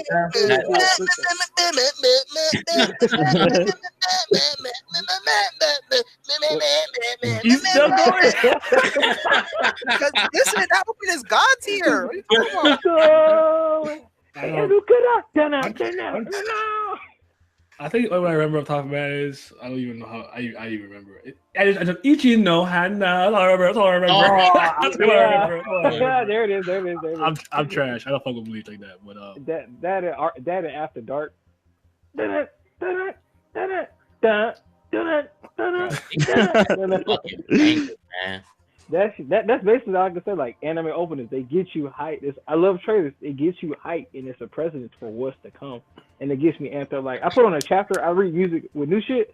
Like if I'm binging something, like catching up with something old, I don't read music because I don't have enough music on SoundCloud to keep up with as many chapters I read. But like for Tower of God, I have like for new stuff I'm keeping up for weekly, then I have music to watch with it. So that gets me pumped. But anime open, that's like it just sets the precedent for like what's to come. It's a big ass trailer before every episode with a hype ass music. I mean, not all of them be hitting like that, but they still like. If there was one thing I wish I could do, really, was draw and stuff, so I could be an animator, because I just always been enamored with animation, and that's Disney, Pixar, anime, cartoons, whatever the hell you want to call it, rotoscoping, all of it. It all interests me. It all intrigues me. That's why I study it all the time. That's why I love it. This is why I always That's why I always talk about it in depth when I'm talking about animation. Like, as much as I like low, no, actually no, I'll go there. Like, listen, Broly look great. I love that movie in terms of how it looks, and I even like how they move for the most part. But man, I had to try to stay awake at one point because I'm like, it's been 40 minutes and they still fighting, and I don't still care running anymore. That's what with you. Running I things. don't care. They're going fast for an hour. Yo, they still fight. Alan asleep, last checking his watch. I'm like, yo. But like, sometimes they do too much. I feel like with certain newer shows with like the filters and their particle effects, where they try to mask some of the shortcuts they do with that, and I don't really fall for it anymore. But generally speaking, I just like great character models and when they move. That's kind of like, for some reason, I really like 80s and like older anime because like I like the way that shit just moves. I don't know if it's because this is really before like the computer era age, and like a lot of it just hand drawn key animation. I just like the shit the way it moves in transition. It just looks smoother than me. But as much as like the resolution and the technology is better, I just generally I'm a dinosaur, but like I just like my 80s shit, bro. That's great. It just look great to me. Like my Bubblegum Crisis, and that OST god like too. So like I just in my dirty pair, like come on man, that's what I need. For one of my favorites for anime would have to be since y'all basically said everything, but for me, one of what stood out, at least for when I was binging Monogatari, was like the way they were working the camera angles. Like they'll be just talking, right? Like obviously, if you read or watch anything, there's gonna be a lot of conversations. But with Monogatari, every time you're just having a casual conversation, you must have the camera. Like the camera always be moving, and then like it'll be like zooming in, zooming out. It's so weird how they do it.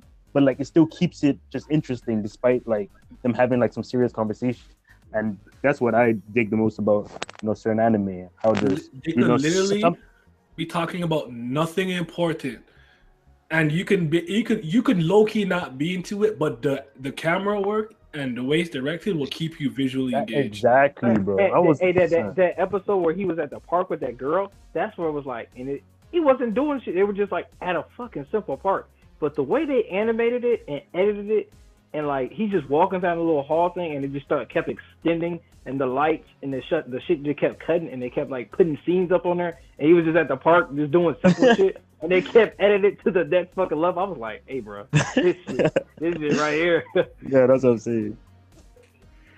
Yeah, cinematography is really important. I didn't get a deeper appreciation for that until later on in my life.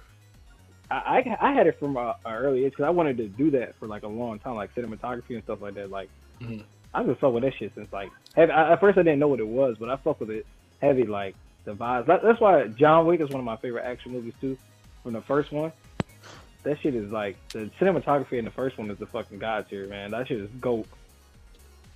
I don't even remember them. I just remember the dog. That's all I remember. I have to watch it again. But all right, I'm skipping the topic because this is going on longer than I needed it to. I got so I want to talk about now. So I've been hearing really good things about Alita. I still ain't watching it, but I've been hearing really good things about it. And a lot of people are extremely excited for like the Kingdom live action, right? So I feel you. a lot of anime listen, tends to kind of get adapted into live action. Oh, I got a mouthful to say about this. Listen. All right, you speak on it. No, finish the topic. Finish the topic. They need to know. Just generally, does it work? Like, does adapting manga / anime to live action, does it work? First of all, No. Alita, ugly. No! Yeah. Listen, I don't care how much it follows the manga. That shit is ugly. It's No! ugly as fuck. Why does she look like that? No! It looks like a fucking bug. Like, no! No! Like, my voice is gonna keep getting higher and higher in pitch every time I say no! No! That shit is so ugly. Listen, Yada. I don't care. Oh, that's it. Yada! Oh, Yada! I do not care how much it follows the manga. I don't care if it follows when she first appeared and they fought that fucking big ass dude. I don't care if it follows the fucking Mad Max Thunderdome type shit and they was racing. I do not care. She looks hideous. Period. And just on that alone, if I have to sit there and look at your hideous ass face for an hour and 30 minutes, no! No! I'm not watching that. But to actually answer the question, yes, they can. Live action anime or live action movies are not always bad. My counter argument: the Kenshin movies. I actually did not hate those. Fair enough. There it is. That's it. They don't. I don't understand why freaking Japanese people don't like to go all out for their live action adaptations. Like, it's to the point where fucking cosplay looks better than fucking actual Cosplay. Like, it makes no sense. Freaking some average Joe fucking weeb can create a better costume than actual Hollywood level movie production. I don't get it. It makes absolutely no sense to me. Like, if it. I'm gonna just say my piece. Every time something gets a live action adaptation, somebody, I don't care what year it's been since I've been on Twitter, someone always DMs me, yo bro, did you see that this is getting a live action? You want to watch it? Did you see Death Note live action? Did you see Gintama's live action? Kenshin? Listen, leave me the fuck alone, bro. Please.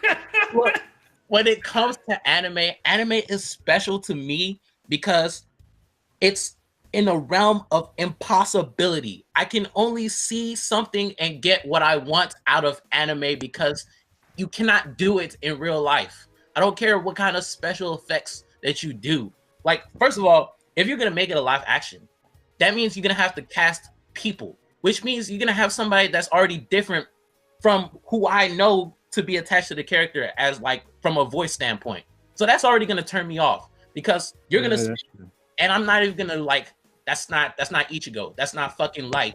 This is some other fucking nigga that looks like him. I'm like, stop doing this to me. Like, stop asking me, do I want to watch? I don't want to fucking watch it. It's fucking disgusting. Like, Battle Angel Ali, I read a little bit of it. I like the art. It looks nice. I gotta finish reading the story.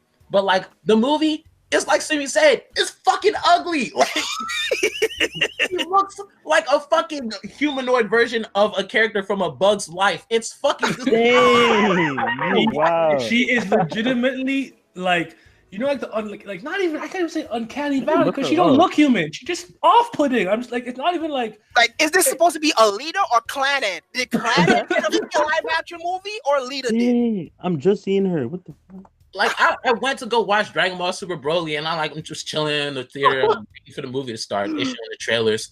They showed a whole bunch of bullshit that I don't even watch. Go ahead. What's her eye?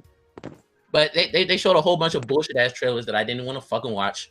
And they saw Battle Angel Alita. I was like, Alita Battle Angel. I was like, huh? No, they can't be. It must be something different. And then, like, I seen her, and I was like, what the fuck is this?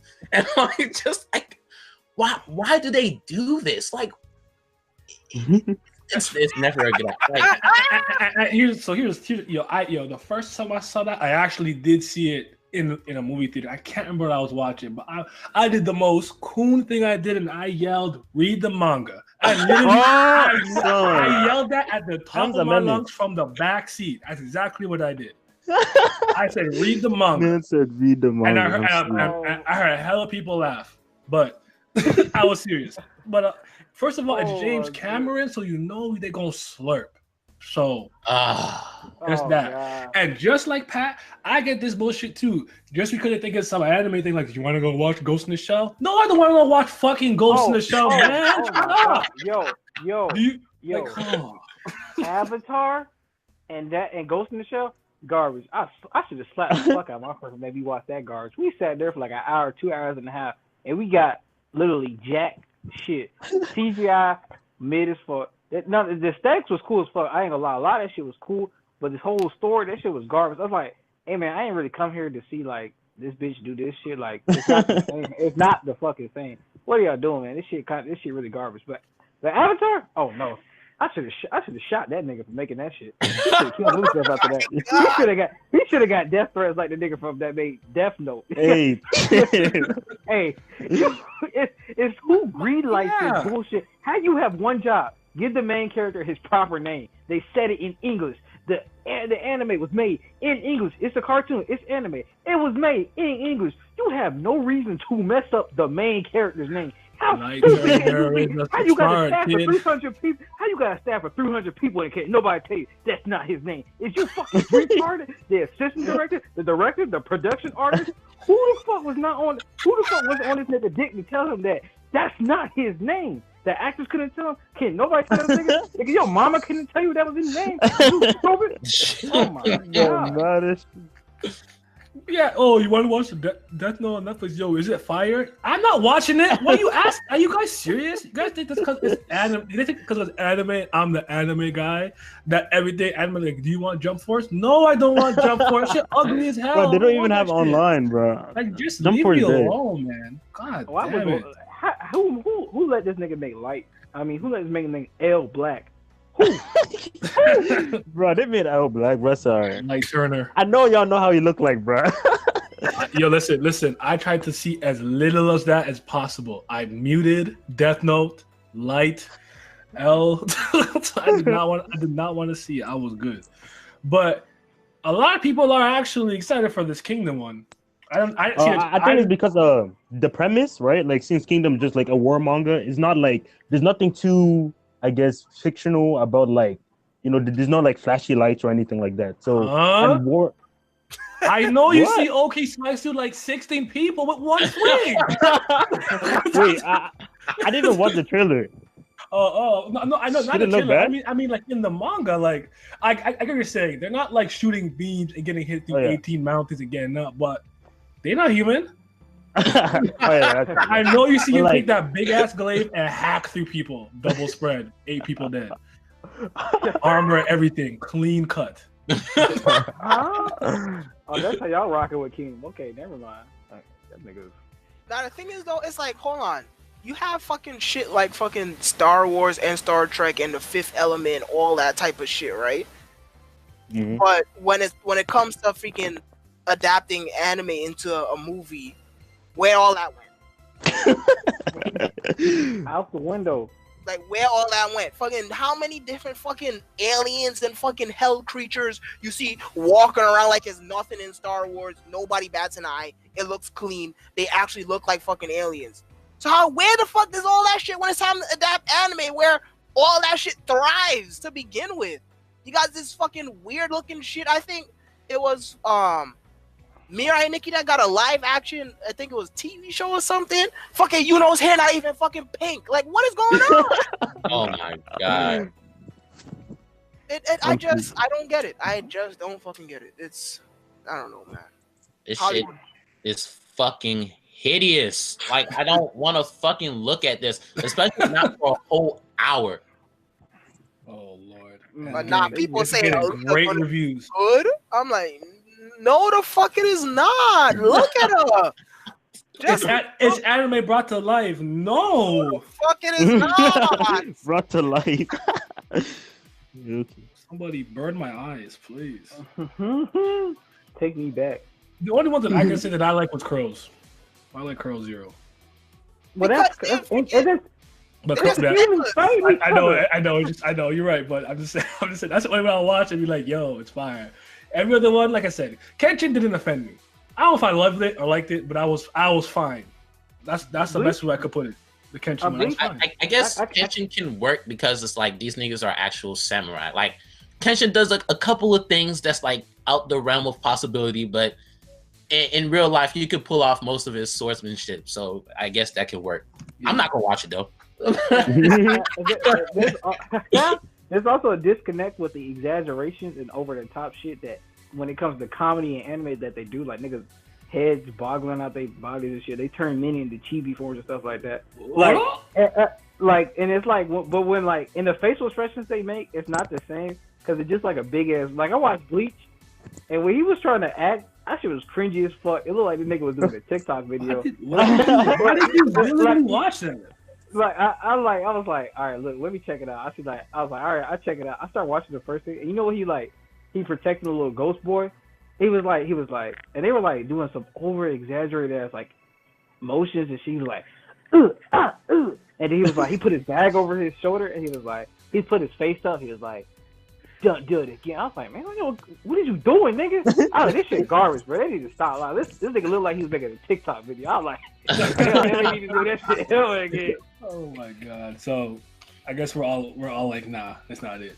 There's like the blue once in a blue moon. Okay, I sure because like it's not too anime, like it's just delinquent fighting or like swordsmanship, so it can work. But generally, we're like, nah, it's not it. Don't stop. And there's no excuse because freaking sci-fi exists in movies. They just refuse to do it when it comes to anime. But whatever. Look, Valerian out. That shit was that. The movie was kind of trash, but the CGI was hitting. They have CGI. They just. I got tired of those young adult novels getting adapted, but like I just couldn't. I didn't bother. I'm sorry. But anyways, this has been like I feel like I don't know how long, but long enough. Any last words? 2 fucking